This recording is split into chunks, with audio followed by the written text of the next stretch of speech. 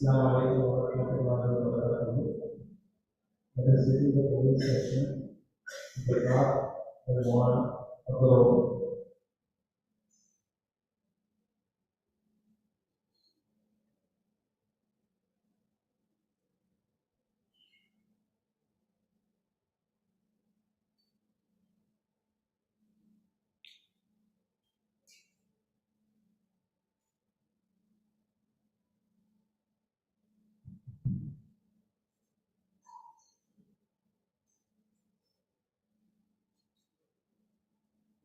أعوذ بالله من الشيطان الرجيم.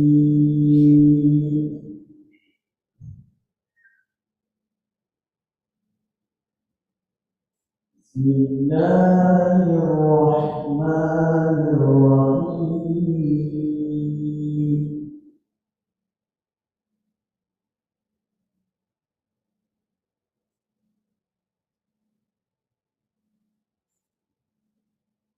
لا يستوي أصحاب النار وأصحاب الجنة.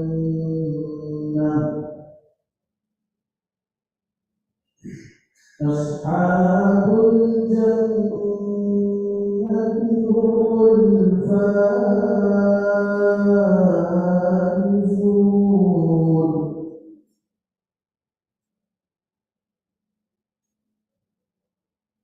لو أنزلنا هذا القرآن على جبل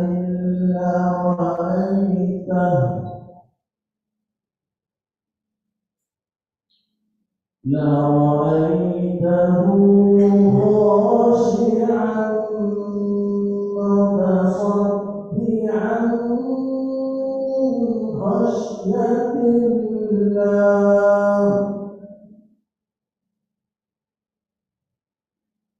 وتلك الأمثال نضربها للناس لعلهم يتفكرون.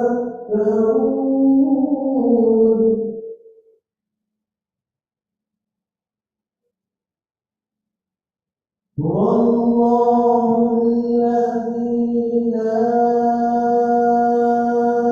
إله إلا هو عالم الغيب والشهادة هو الرحمن الرحيم.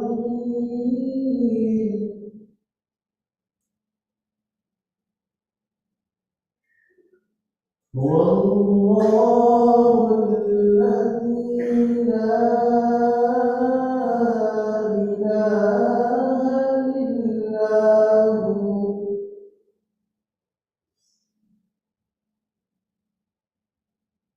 الملك القدوس السلام المؤمن المهيمن العزيز الجبار المتكبر.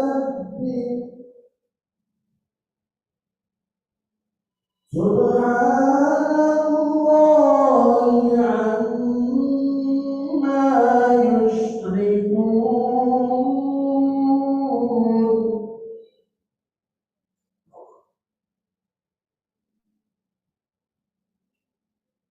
هو الله الخالق البارئ المصور له الأسماء الحسنى يسبح له ما في السماوات والأرض وهو العزيز الحكيم. صدق الله العظيم.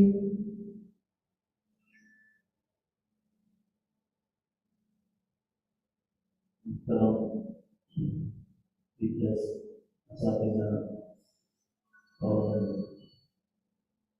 मेहमान इकराम alhamdulillah बहुत सारी बातें हैं हमारे सामने जो नई बातें भी थी जो हमारे लिए बहुत अहम थी कि उलमा ने बर्दाश्त भी किया था कि उर्दू में भी या तमिल में उसका ट्रांसलेशन अगर हो गया तो मुनासिब रहेगा। तो इंशाअल्लाह ब्रेक से पहले इंशाअल्लाह उसके तमिल का तर्जुमा या उर्दू में तर्जुमा किया जाएगा। अल्लाह ताला हमारे मेहमान खुसूसी के उनकी खिदमत को अल्लाह ताला कबूल फरमाए, उनकी खिदमत को अल्लाह ताला पूरी दुनिया में आम फरमाए। आमीन।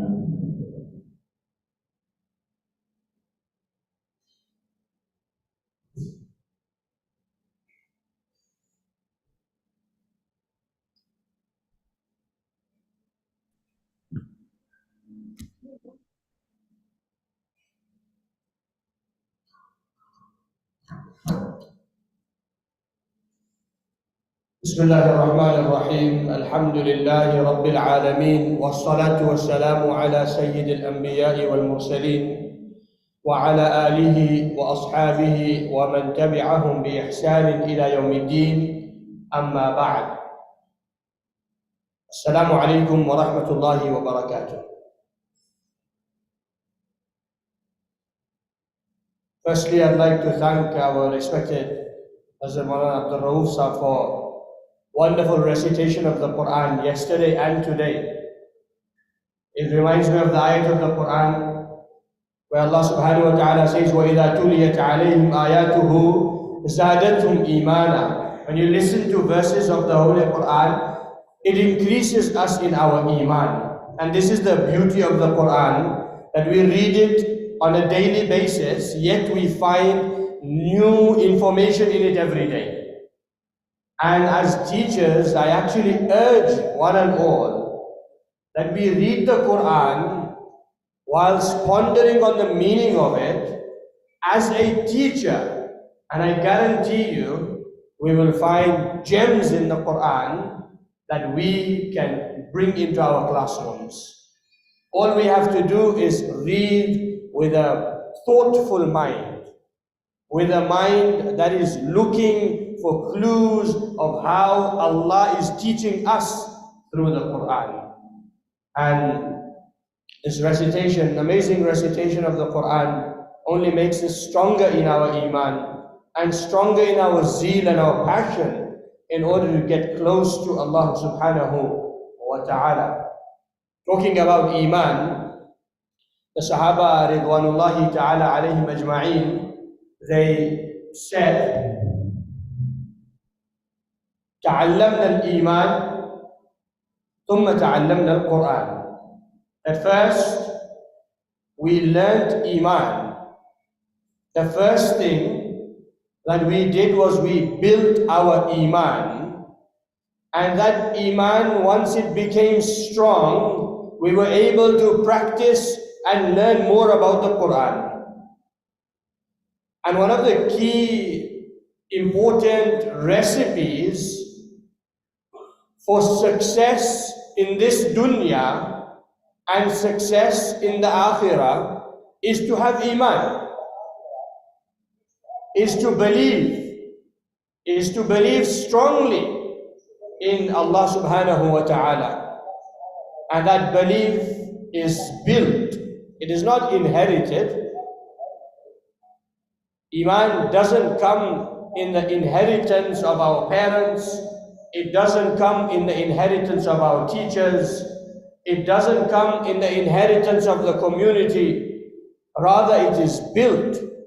And Imam Bukhari rahimahullah, he has written a chapter in Sahih al-Bukhari, and he mentions al-imanu yazidu wa yanqus, that iman increases and also decreases. So sometimes we feel strong in our iman, and sometimes we feel weak in our iman.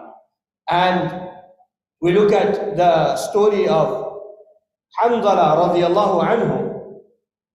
the Sahabi of the beloved Messenger Muhammad sallallahu alayhi wasallam, when he worriedly came to the Prophet sallallahu alayhi wasallam and he said, Nafaqa Handala. Handala has become munafiq, talking about himself. He said, I've become a munafiq, O Rasulullah. So Rasulullah sallallahu alayhi wasallam, being rahmatul lil alameen, understanding something is wrong here, understanding that there's something bothering his mind, he decided to ask him that, what is wrong, O Handala? And he says, Ya Rasulullah, I feel that when we are in your company, I feel that my iman is very strong. I feel very close to Allah subhanahu wa ta'ala. We have the motivation to do all the ibadat. And when we go back into our family, when we go to our children, when we get busy with life, then it's as if we've forgotten whatever we've learned when we're with you.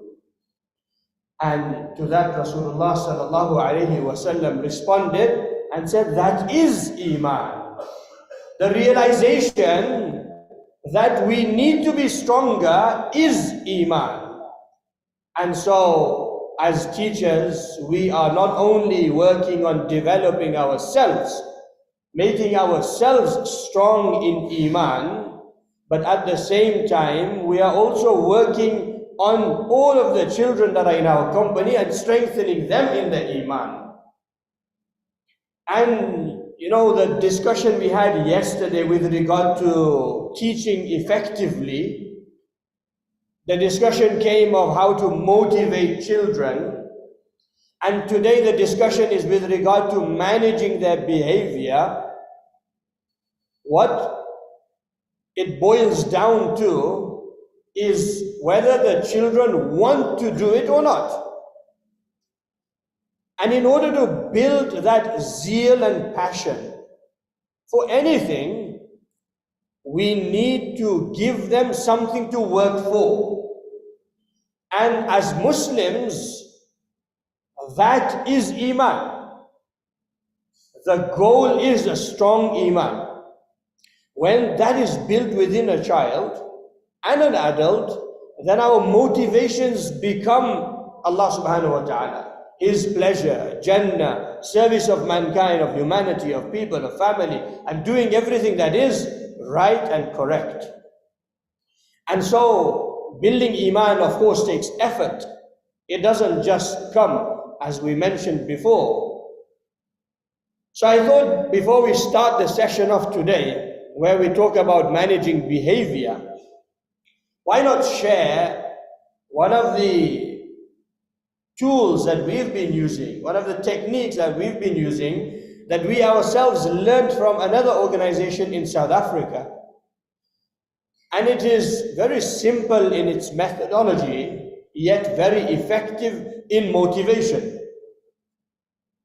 And we've seen it ourselves, and we've heard it anecdotally from other teachers.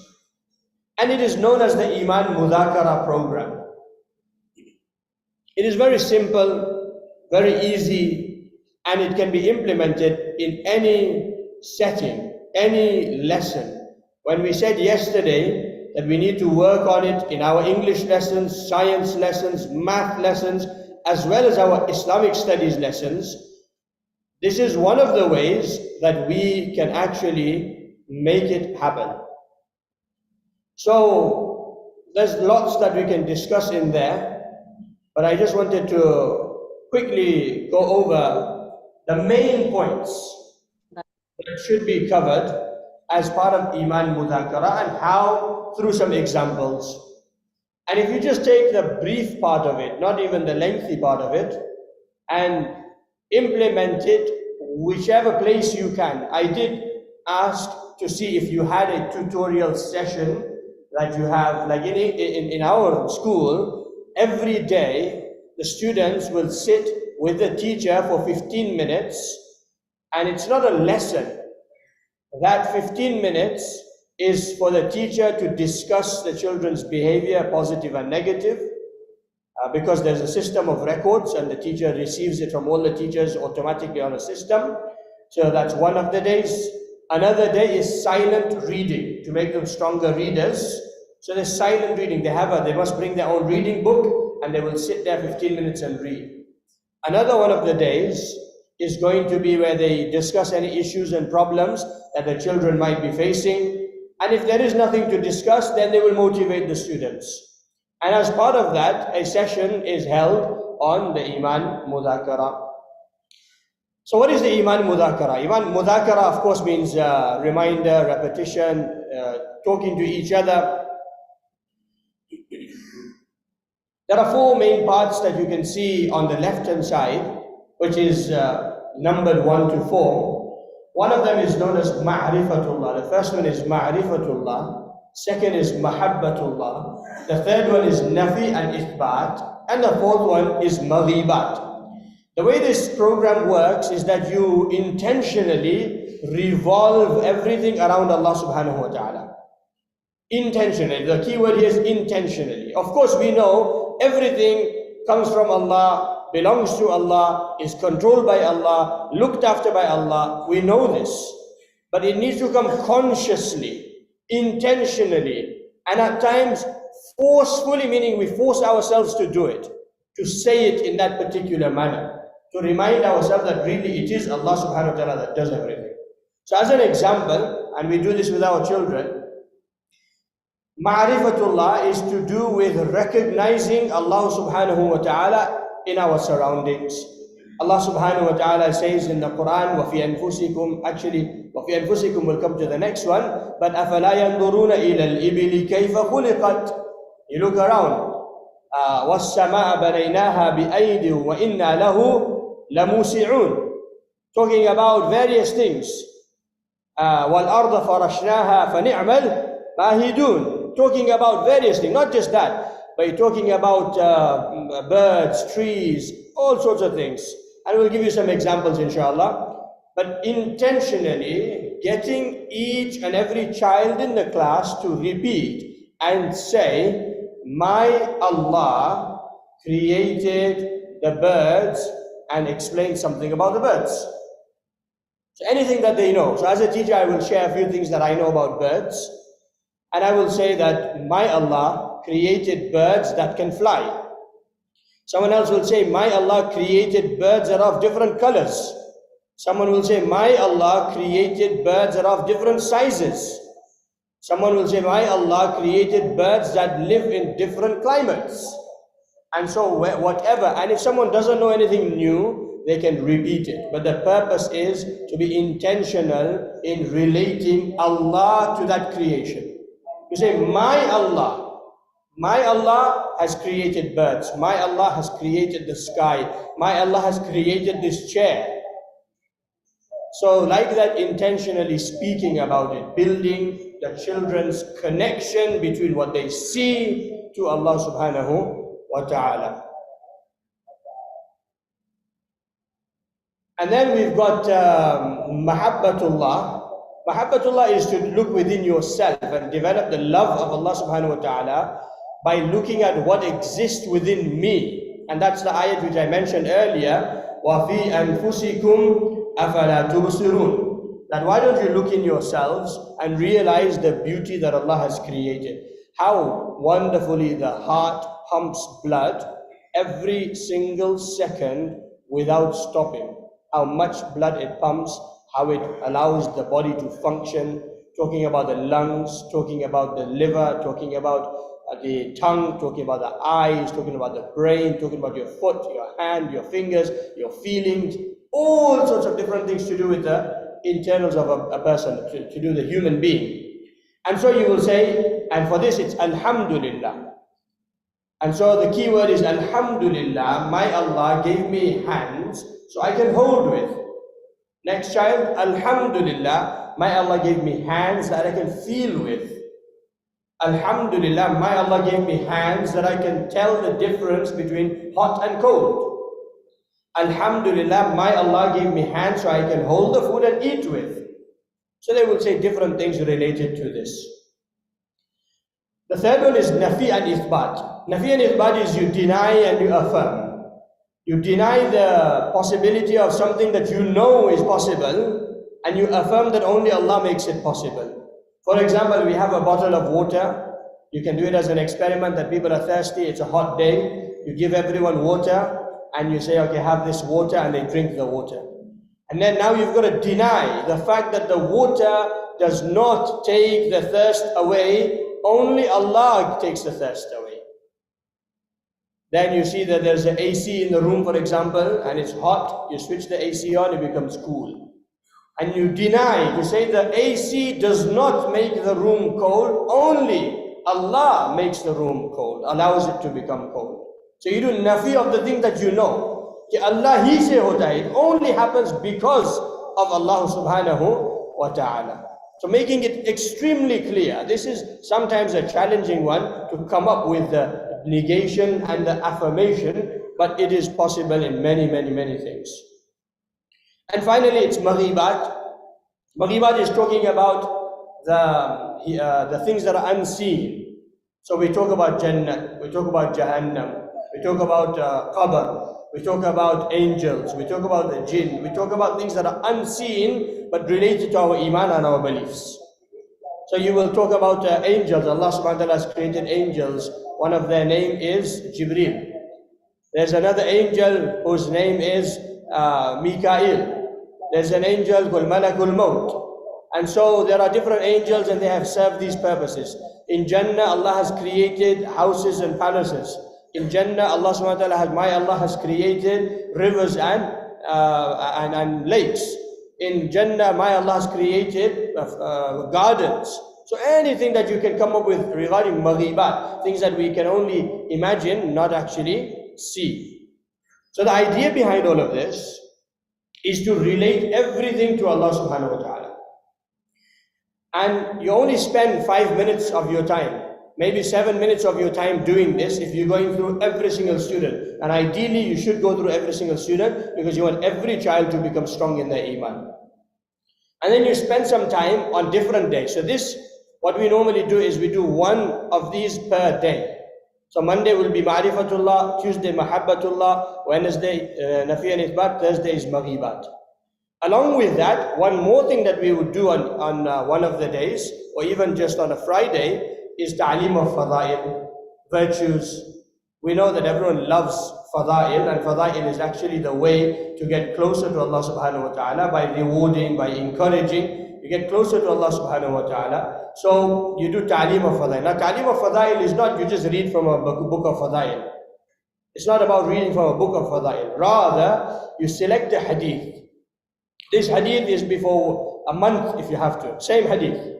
Until we practice on it. For example, Afshu salama baynakum. It's a hadith, it's a fadila in the Afshu salam. Right? The hadith is there, you write it on the board, you explain what does Afshu mean, what does salam mean, baynakum, what does it mean? After we've understood what it means, what are we supposed to do with this? How will you, now we ask the students, how will you spread salam? Someone will say, I will make salam to my teachers. Someone will say, I will make salam to my parents. Someone will say, when I enter my house, I will make salam. Someone will say, if I see anyone in the street, I will make salam. And so now we say, okay, so next time when we do this, which is next week, I'm going to ask you how many of you did all of these things that we mentioned. And so then we go ahead and check that the next week. And then we remind again. So this week we saw that 50% of you or some of you didn't do it or some of you did do it. We need to get better at it. Let's repeat the hadith. Let's memorize the hadith. And let's practice on the hadith. It's not just about memory, it's about actually understanding the benefits. And then you give them the benefits of salam. What is salam? Why do we do it? What does it actually really mean? The deeper meaning of it. So the ta'aleem of fadail. And if you wanted to, then you could also do the 8 intentions. That why am I doing it? We know, innamal a'malu binniyat. Everything is through intentions. And so we make the correct intention. For everything that we do, and there's 8 levels of intentions. You can read them yourself, inshallah, if you've taken a photo. And later on, I will try to share the PDF, so inshallah you can actually access this PDF yourself whenever you want to. But you can see there that the intentions are that, oh Allah, the ability to do this action and the outcome of this action is only in your hands. This is your first intention. Whatever I'm doing, for example, I'm going to eat today, so before I eat, I'm going to think these things. The next one is, I am doing, oh Allah, I am doing this action to fulfill the command of Allah and the sunnah of our beloved messenger, sallallahu alayhi wa sallam. Oh Allah, the reward of this is X, Y, and Z, and so you think of the reward that is associated with what you're doing. Then you can say, oh Allah, you can hear me, you can see me, you know what is in your heart, or what is in my heart, and you are with me. This is again making them realize that Allah is always with us. And so you can go through the intentions like that. If you'd like to go through all the intentions, and great. If not, the minimum intention is the one in red. That is, this action is only for your pleasure, the simple one. That anything you do is only for you. And then we have dhikr and dua, so you learn the duas with concentration, devotion. This is a separate topic, so I won't go into detail of it. But the duas that they learn it with concentration, not dua just for memorization, dua for actual practice. And the 6 adhkar every day, you give them as a homework, you could say, or a bit of tarbiyah for them at home, where they can do these adhkar by themselves. You keep a track of it, maybe have some chart system that you can give them some rewards for it as well. What is the impact of this? So this, I've told you a brief analysis of what it is, and normally it takes more than an hour to explain the whole thing, but I've given you a brief analysis of it, a summary of it in fact. But what is the impact of it? Just the one incident I'll share with you first. One family, one young child was in the nursery, and the mother, one of the other children's mother brought donuts. They bought donuts for the children. So they gave the children donuts, and they opened the box, and little children who are 3 years old, the first word on their tongue was, Subhanallah, my Allah sent me donuts today. You think about it, which 3-year-old is going to say this? Another child, something happened, and they said, Subhanallah, that's so amazing. Straight away, the thing that they put, another incident where there was a group of youngsters, youth who are doing hifz of the Quran. The teacher wanted to become strict on them, so the teacher said, you must come for Fajr. And you need to be there for Fajr, and after Fajr is your class.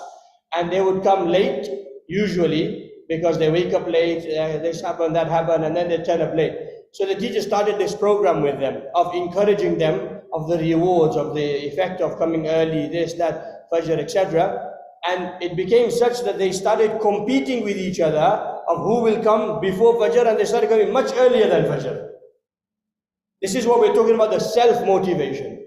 Because they know why they're doing it. They understand that I'm doing it only and purely for the sake of Allah subhanahu wa ta'ala. So if we want to motivate our students to be able to do the things that we want them to do, then we have to build them.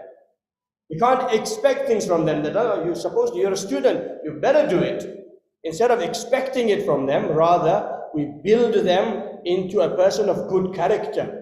So in your lesson, I'll give you an example. So when I went to South Africa to see this program in action, to see whether children can actually say this. So I said to the Maulana there that, look, I want to see a class. So he took me to a class. We went to one of the class of the elder boys, and so one of the boys stood up and he said about eating. So he did the intentions, and he said many things about through the program. He said all of the things about eating. So then we did another student, a third student, and all of them, one after another, they were coming up and confidently they were speaking. Confidently. So I thought, these are big boys, it's easy for them. Nothing very difficult. I said to Maulana, let's go and find some younger ones. We want to see them. So he took me to primary 8 children who are maybe 9, 10 years old.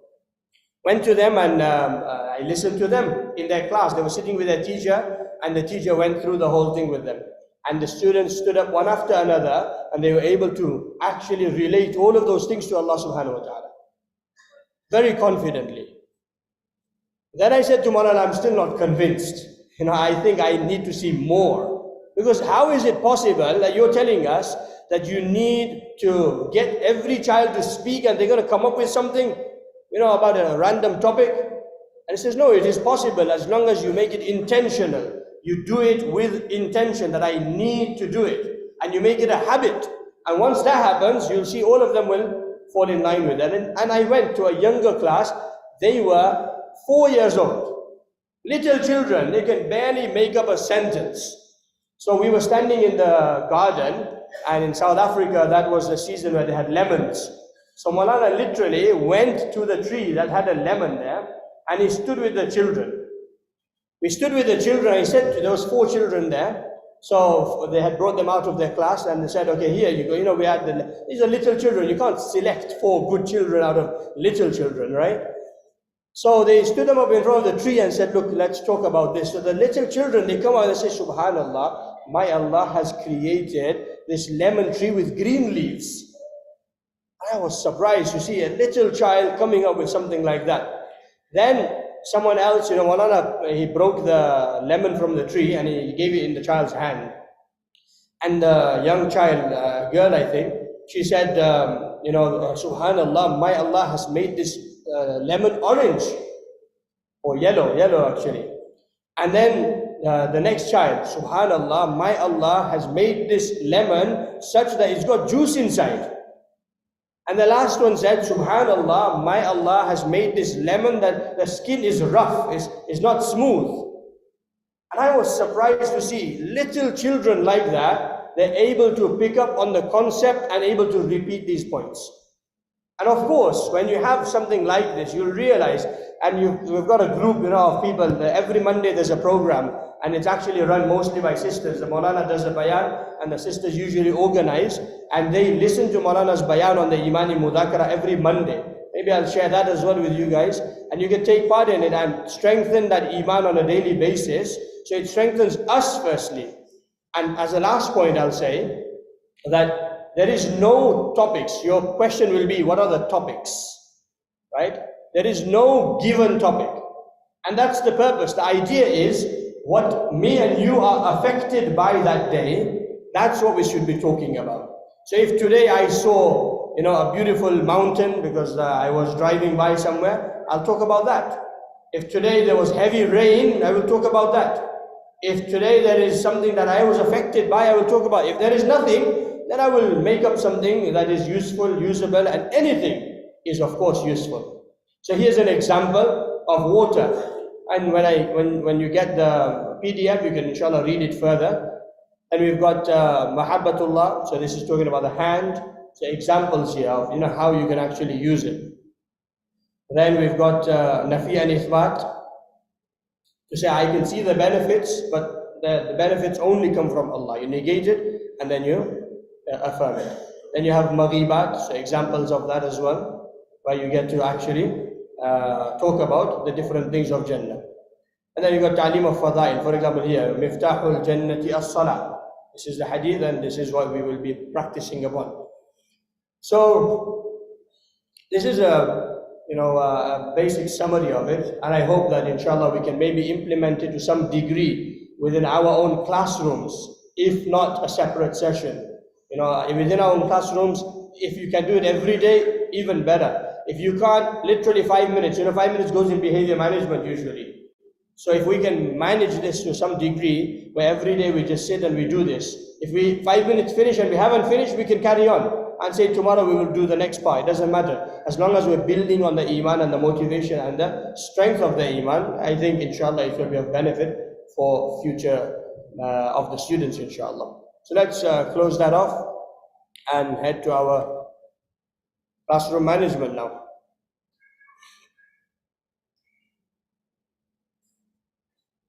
All right, we have exactly 1 hour till tea break. So we have 1 hour, let's see what we can do, and then after that we have 1 more hour, inshallah. So, behavior management, classroom management. Let me begin by giving you a disclaimer.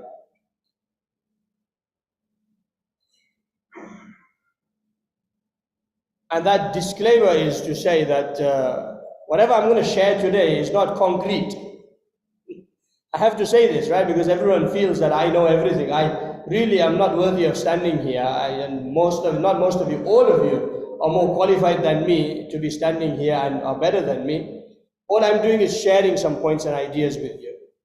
And so, whatever we talk about today will be a framework. Don't take it as, this is it. This has to be followed to the letter. That's not really the case. The idea here is to think on a different level. To think in a manner that we are thinking holistically rather than thinking on a micro level. So when we talk about media and management, We don't want to be talking about this student and that student and this classroom and that classroom. We want to talk on a collective level. How can we manage behavior across the board?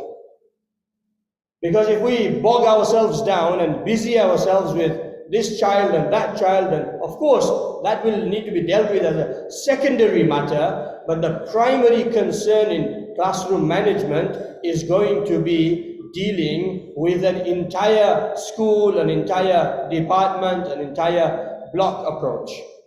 That's what we want. Once we have that set, then the steps underneath will become much easier. We see this picture here. We normally don't print this picture, so you won't see that in your handouts. By the way, I should mention that if you're new and you didn't come yesterday, you don't have a handout, please just put your hand up on the men's side and the sister side. They will be available at the back, inshallah. You can collect them and you'll be able to take part and make notes as we go along. We do have a quiz actually today, a 5-question quiz. So maybe if you win that, it might give you free access to Nasiha World. Right.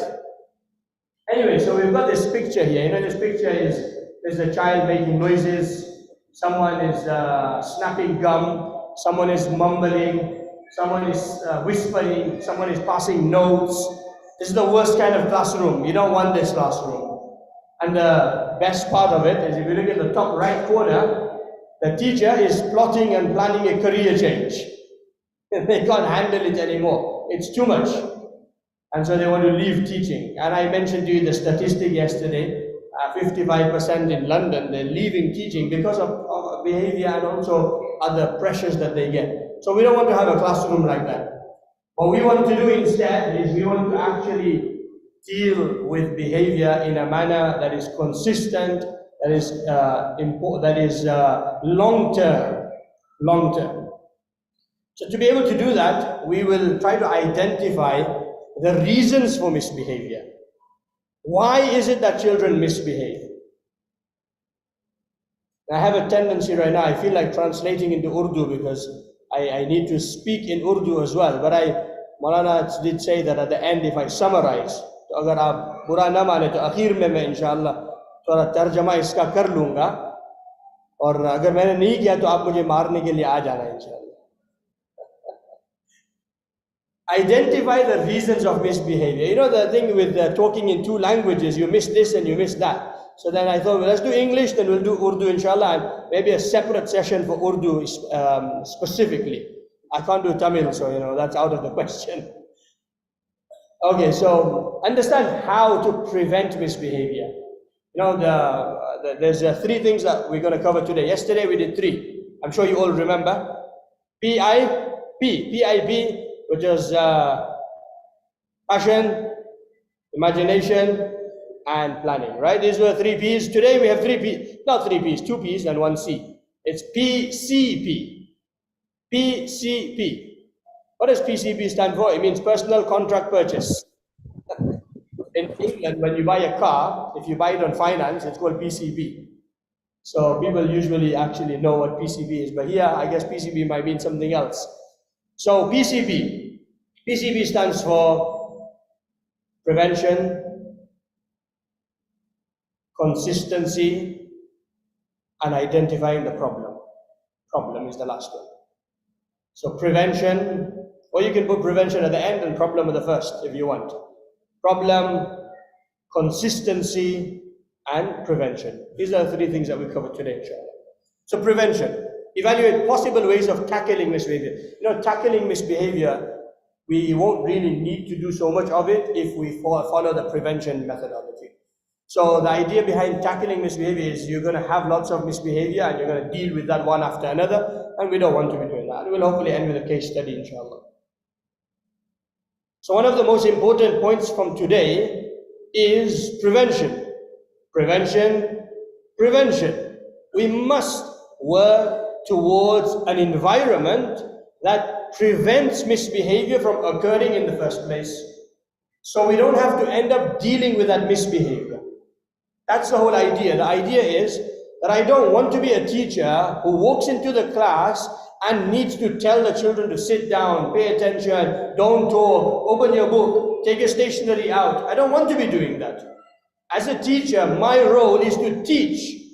Of course, it is also to manage behavior, but I would rather prefer to expend my energy on teaching rather than controlling behavior. In fact, a lot of the times we'll see that teachers actually are spending so much time on classroom management that they're not getting the teaching done to a good extent. And why? We've got to try to work on the preventative. That's how we're going to actually prevent misbehavior and give more time to our teaching. However, backup systems, of course, they help. Backup systems, meaning the things that we normally do, where we discipline them in different ways, that's backup systems. They will, of course, be helpful. But the main thing that we focus on is going to be prevention. So the most widespread technique, the most common technique that teachers utilize is nag, nag, nag. What is nag, nag, nag? Shouting. Hey, be quiet. I've told you so many times, you better pay attention. Listen carefully. Don't talk. This is repetition. Again and again. So, in order not to bore you, I want to ask you a question. That it says here that it is the least effective technique. That it doesn't work. The question is, why do you think it doesn't work? Why do you think this technique doesn't work? So I'm going to get you to go onto the slides again. If you take your phones out and you answer the question on the screen. Why do you think it's the least effective technique?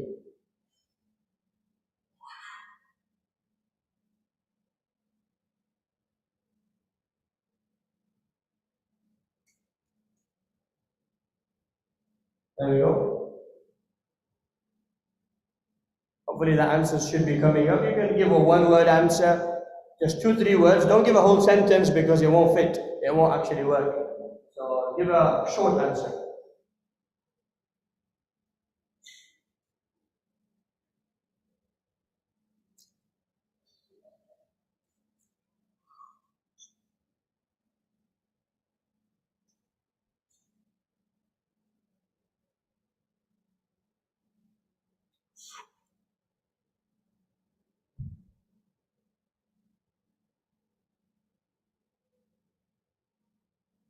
So we're getting some results coming in, mashallah. Someone said M.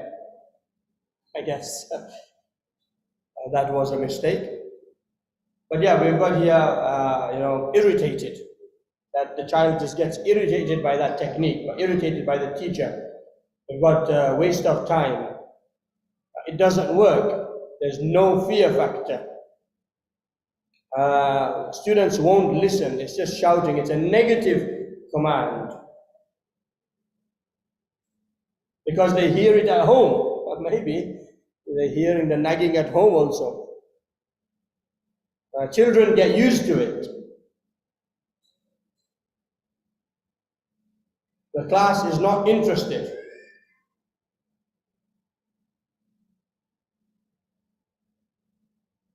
MashaAllah, lots of responses coming in. It loses value. I think that's the one that we're gonna take and continue with. You can continue submitting it, it will continue coming up. But yes, that's actually, whatever you've mentioned there is pretty much on point. That the students become used to it and the students become immune to it. Yesterday we talked about the brain. The brain is a very powerful thing. The brain has a conscious side and a subconscious side. And the brain works automatically. And so the brain has the power to make connections that it wishes based on experiences it knows. I was talking to Nur Amin the other day and I said, actually, we did a course in horse riding and horse keeping. So we went, we looked after, how to look after a horse, how to take care of a horse, how to clean a horse, and of course how to ride a horse also. So in doing that course and as the process of getting interested in horses, it was so surprising to see that the mind of a horse is actually very similar to that of a child. Very similar. It works with carrots and sticks. But for a horse, it's literal carrots and sticks. For the children, it's not literal. The way the horse understands is you give it an instruction and the horse will follow your instruction. But if it has associated a negative item to that instruction, it will start to do all sorts of things that it doesn't want to. For example, putting on the bridle, which they put over the head. The name, I don't know what you guys call it, but they put it over the head to control the horse. So it goes into the mouth and then it goes over the head. Some horses which are trained well, you walk up to the horse and you will put it on with ease and you will belt it up and you sit on and you can ride. I personally have seen horses that you go up to the horse and the horse will fight you. Literally, they will keep on spinning around, ready to kick you. And if you've got it and you're putting it on, it's like, you got the little toddler child, you try to put the jacket on. And you try to put the jacket on, you put one arm in, the other arm comes out. Literally like that. You put this on and the horse will jump and it will knock you over. Why? Because it does not want to, because it's associated a negative thing to it. Of control, being under control. Students and children in general, also if they associate negative things to it, they will automatically switch off. They'll decide to do things other than what they should be doing.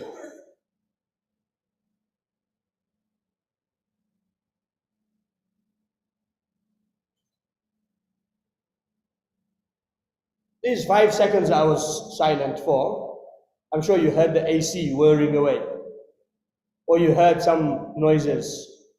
You heard the door opening and closing.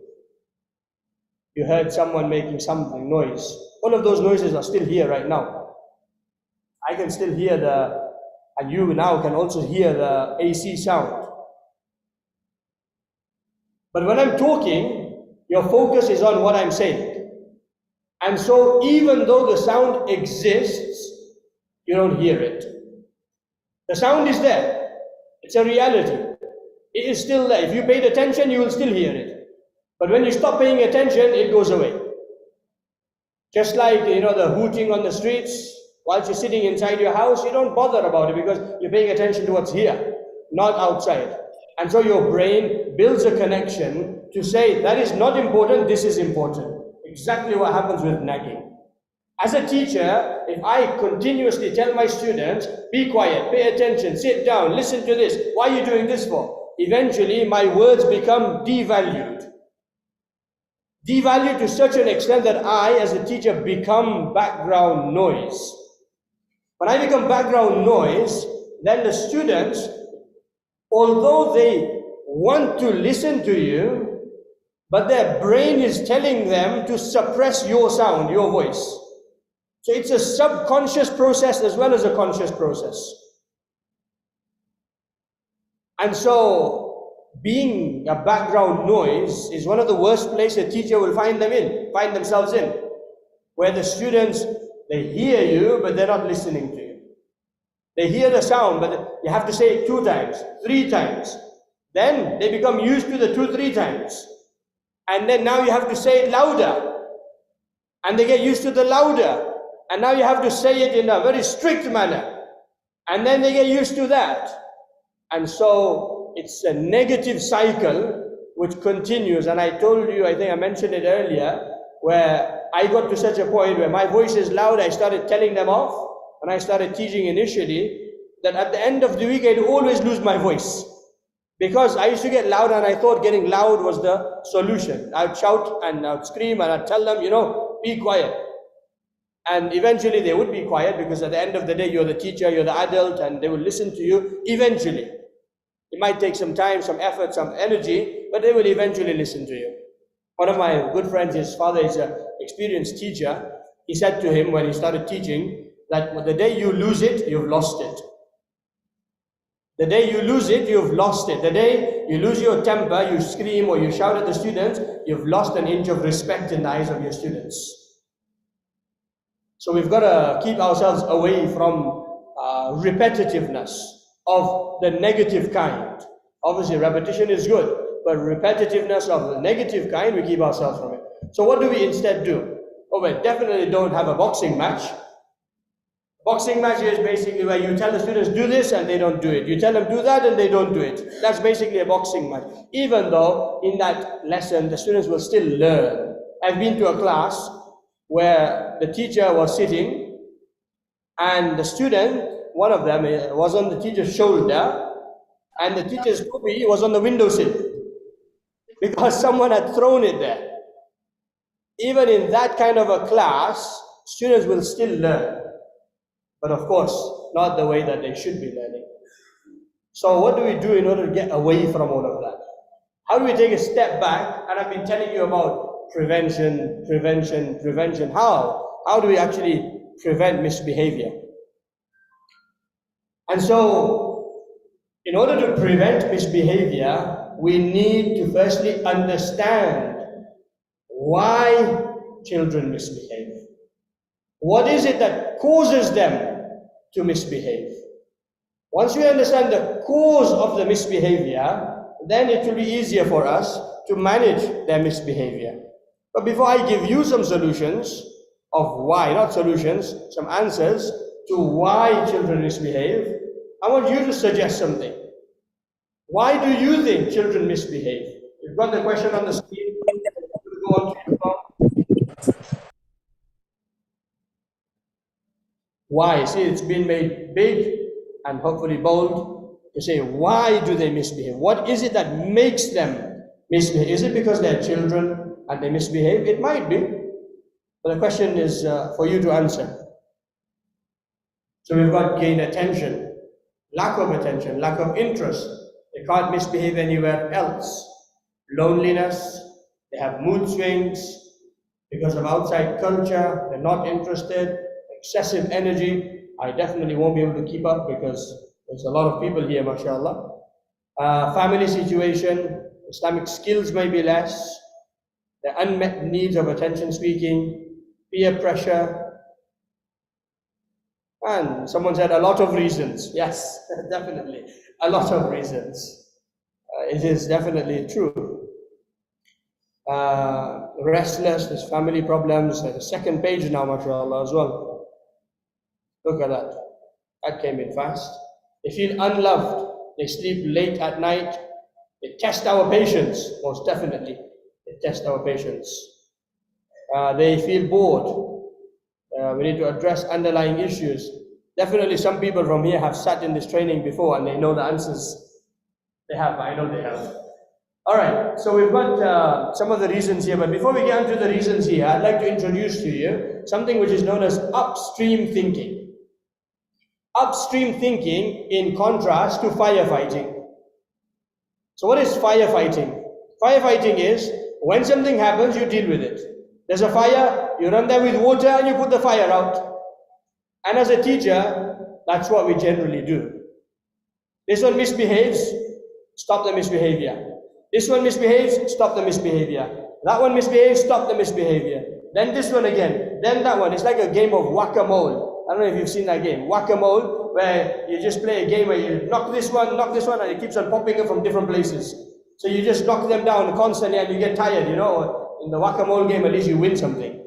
Right? So this one, you're just constantly dealing with misbehavior all the time. So firefighting is the misbehavior, the issue has happened, and after the issue has happened, we try to sort it out, try to deal with it. In contrast to that, upstream thinking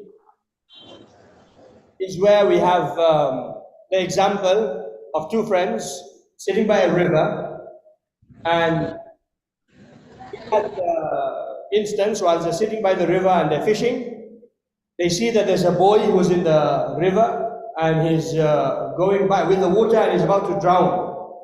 So one of the friends jumps in and he goes and saves the boy. Comes back, sits down, enjoys themselves, they're talking to each other. Little while later, they see another boy. Same thing in the water, and he jumps in, he saves him and brings him back. and they're enjoying themselves. A little while later, a third boy. So he saves him, and the second friend says, you know what? Let me go upstream. I'm going to go upstream and find out where these boys are falling in from. So I can stop that happening over there, and so that we don't have to deal with the children about to drown. This is known as upstream thinking, where instead of dealing with the problem only, we deal with the cause of the problem, and through that, we ensure that the problem doesn't occur.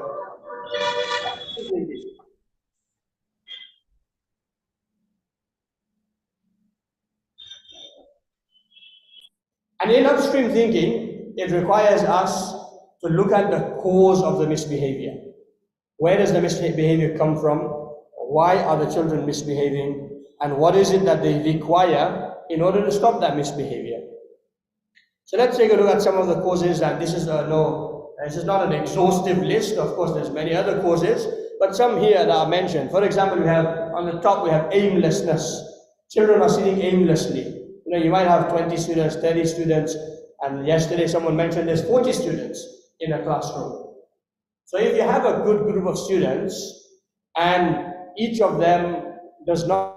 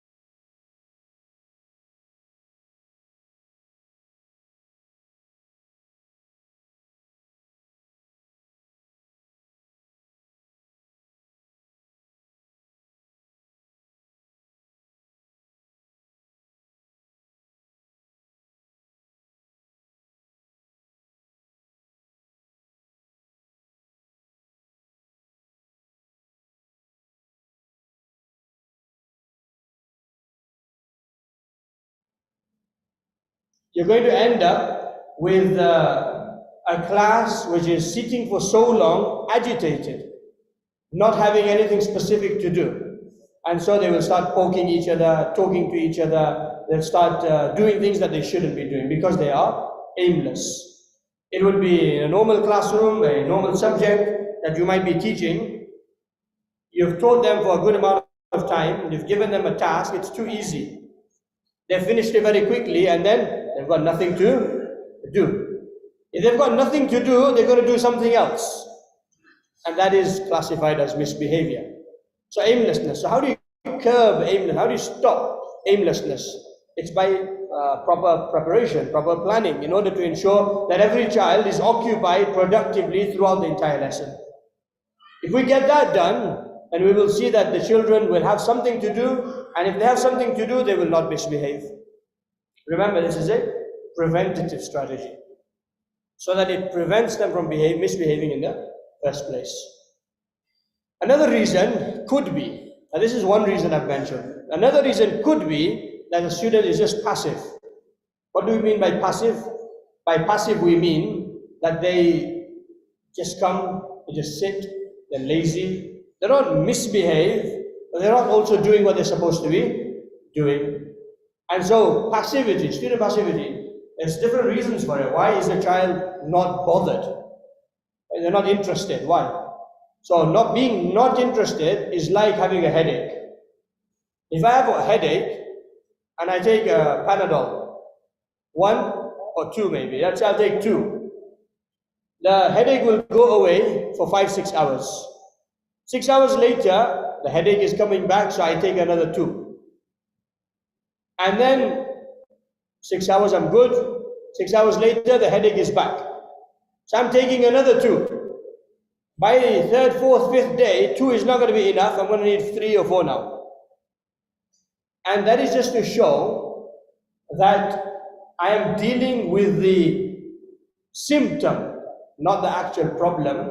The problem could be that my glasses are not the correct prescription and I need to change the lenses in them. Because of that, it's giving me eye strain, and eye strain is giving me a headache. So I could take Panadol for a whole month, but it will not solve the headache. So you have to look at the underlying cause, which we would do for ourselves, so we should also do that for our students. And I'll give you 2 examples in order to make us understand that the same problem, the same symptom could have 2 different causes. And the only way we're going to find out is by digging deep, by asking the students, by sitting with them, trying to figure it out. It could be as a group, it could be individually, it could be through the support of management, however it is. So I had 2 students, one in my computer science class, one in the Maktab Islamic Studies class. And so the computer science student, you'd think that, having a computer in front of a student, they're of course supposed to be attentive, they're supposed to, they don't fall asleep usually. But this one was falling asleep in that class with a computer being in front. In fact, this is some side point, that our computers, they emit blue light. Computers and phones, they emit blue light. Many times, even I say that, even my parents sometimes say this as well, that I'm not feeling sleepy, so let me go on my phone. I'm not feeling sleepy, so let me go on my phone. It's the phone that's stopping us from sleepiness. So and then we're on the phone, and then eventually you become overtired, and the phone falls off, and you fall asleep. But if you just put that phone away, you'd straight away fall asleep as well. Unless, of course, there's other issues, that's a different matter. But it emits blue light. Blue light, and that blue light, you get blue light filters. So nowadays, in the software of the phone and also in the software of the laptop, you can actually get night mode. And that night mode will stop the blue light coming out from the screen. And it will keep you awake, that blue light. So when you're using it in the evening, if you have the blue light filter, then it will allow for, there's a hormone called melatonin, and melatonin is your sleep hormone. So when you're ready to sleep, it gets produced. In fact, research says that if you were to use your phone or tablet or laptop 2 hours, for 2 hours before sleep, it will impact significantly on your sleep. Now, how true that research is, you can research yourselves. But there is a point of something to consider, that this is something that's actually inhibiting and stopping our sleep. So we were talking about the boy that was falling asleep in front of a computer despite the computer keeping you awake. So what I would tell him is, I'd say, go wash your face. So he go wash his face, and then he would come back. Little while later, next day, same problem. And so I'd think to myself, what's wrong here? So I'd tell him to stand up, go for a quick walk and come back. I'd tell him off, maybe even shout at him sometimes, but it went on for a few weeks. And so, I mentioned, we don't want to be dealing with misbehavior all the time, and this is a type of misbehavior. So I decided to speak to his father, and something transpired, which I'll share with you in a moment. Second student, in the Maktab class in the evening, which we run at 5 till 7, the boy comes into the class and he's usually sleepy. He puts his head down and is usually about to fall asleep. He doesn't mess about, he doesn't misbehave, but he's not also there. And so, having a chat with him, so both of them, as you can see, both have same symptom. They're both sleepy in the class when they should be attentive. Having a chat with him, having a bit of a conversation, a discussion with him, it turns out that this boy here was falling asleep because he was not sleeping at home. He was staying awake at night till 3, 4 a.m. on his mobile phone. And so I decided to contact his father, And his father says, well, we have the problem with him and we're telling him he's not listening. And so we said, well, no problem, we'll make a tag team, a partnership. Teacher and parent versus the student. And of course, you know who's going to win there. So eventually we got him down to 12 o'clock. From 12 o'clock, he was an older boy, he was 13, 14 years old. So we got him down to 12 o'clock. From 12, we got him down to 11 at the very least, because our Isha happens at 11 o'clock. So we got him down to 11 o'clock that this is okay, acceptable. And before, at night, at a specific time, the phone must go in your parents' room. You can't keep the phone with you. Working on that, alhamdulillah, it helped, and his sleepiness eventually went away. Because he's tired. That's the purpose of sleepiness. Secondly, the boy that was in the computer science class, his father says to me, he has a vitamin deficiency. Because of that vitamin deficiency, this boy is actually sleepy. And he needs to take medication. The doctor has given medication, and if he takes medication, then he won't be sleepy. But the boy is not taking medication, so he needs to now be reminded, told, make sure you have your medication. And so now if I spend my entire year telling him off, shouting at him, sending him to wash his face, making him stand outside, nothing would have worked as long as he didn't have his medication. The boy that if I was to shout and tell him off, it wouldn't work until he put his phone away and went to sleep. So we've got to consider the underlying cause. In fact, I said there's one more sleepy story that just happened right now. The boy is currently in my class. And this one is, funnily enough, the first one wasn't having his tablets. This one, he's got allergy, so he has allergy tablets, and they make him sleepy. So the mother, I spoke to her, I said, look, you've got to try to manage when you give the allergy tablet, so that he's not sleepy in the class. And so you have various problems. You have to come to the bottom of the problem, the cause, rather than the symptom. Sleepiness is a symptom. You tell them off, shout at them, do this, that, it's not going to work. So we look at the cause, not the symptom. Time wasting is one of the points that's mentioned here. Time wasting is something that we end up doing if we haven't prepared. We've already spoken about this at length. So as a teacher, we must prepare beforehand for all of the things that we're going to need for our class. If we haven't prepared, we enter the classroom, we're trying to figure things out, go outside of the class, get this, get that, do this, do that. Eventually you're going to see the misbehavior is going to creep up. Teacher nagging, we've already covered. And final one on this screen is issues at home. Again, it's not an exhaustive list. There could be many other causes that you can research about, and when you talk to your students, you'll come up with, and you'll realize that there are some underlying reasons that cause this misbehavior. These issues at home, I'll tell you this through a story that I read on the BBC website. You can read it yourself. The title of the story, the heading was, I was a teacher for 17 years, yet I couldn't read. I was a teacher for 17 years, yet I couldn't read. So you think to yourself, what does that even mean? And when you read the article, you actually realize that for us, all of this text is text. I can understand it. But if I was to put in front of you some language that you didn't know, and I told you to read it, for you it just looks like shapes. Similarly, for him, even though he knew how to speak English, he couldn't actually read. And his whole life story is in there. And he says when he was young, he was 4, 5, 6 years old, no one picked up that he can't read. He couldn't tell anyone that he can't read. And so he would sit in the class. When the teacher would put something on the board, he would copy it out because that's what they had to do. If there was questions to answer, then they would copy the person next to him. He would sit the person next to him and copy it. And if there was some work that he couldn't do, he would misbehave. So the teacher says, out of the class. And for him, he's happy. I want to go out of the class because I can't do the work. So he sent out the class, he didn't do the work, and time's up.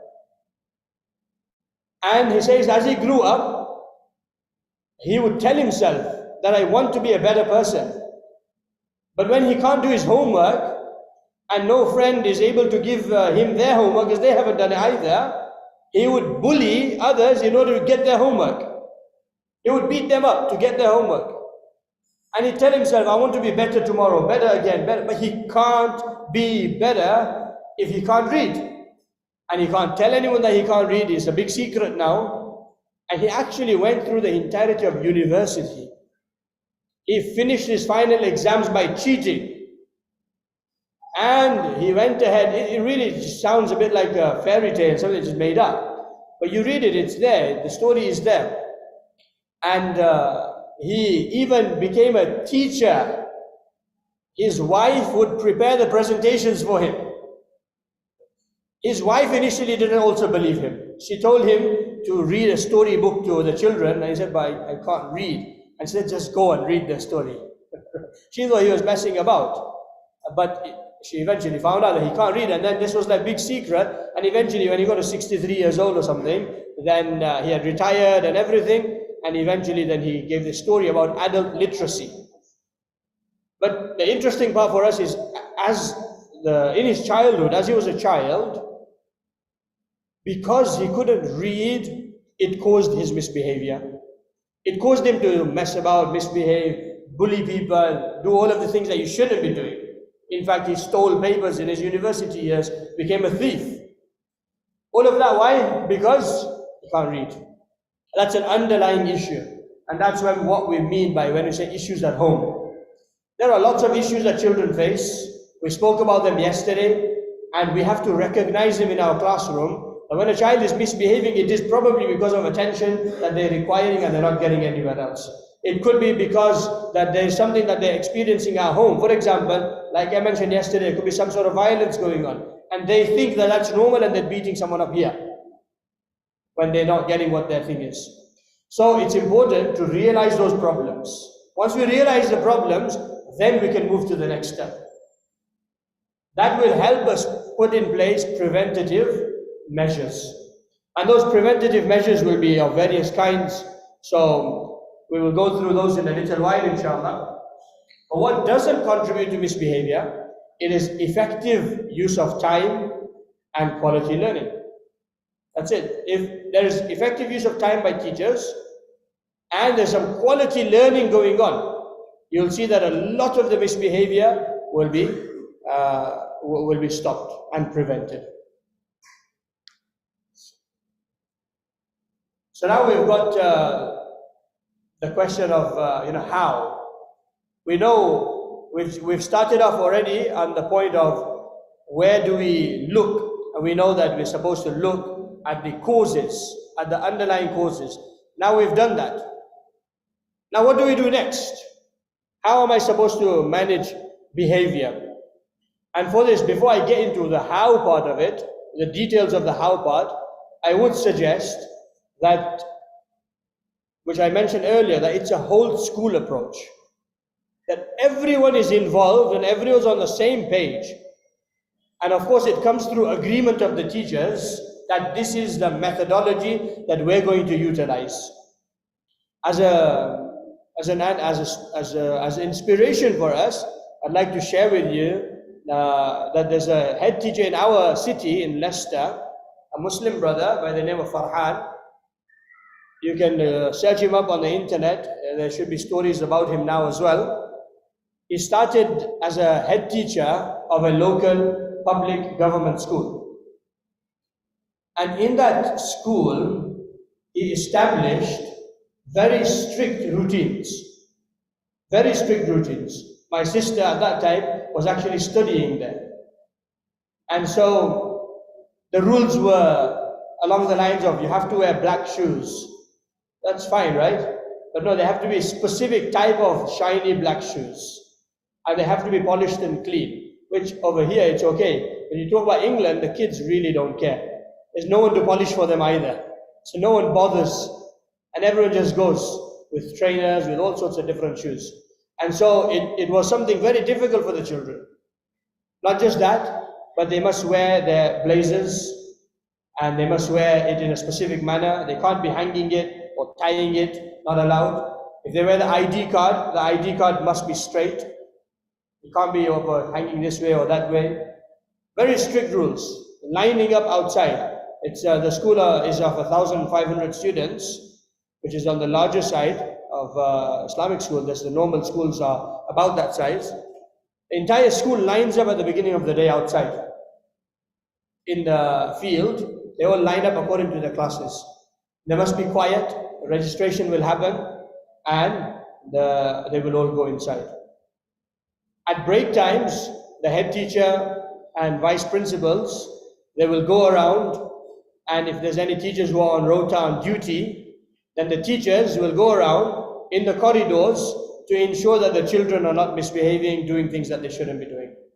So they will support the transition of classrooms.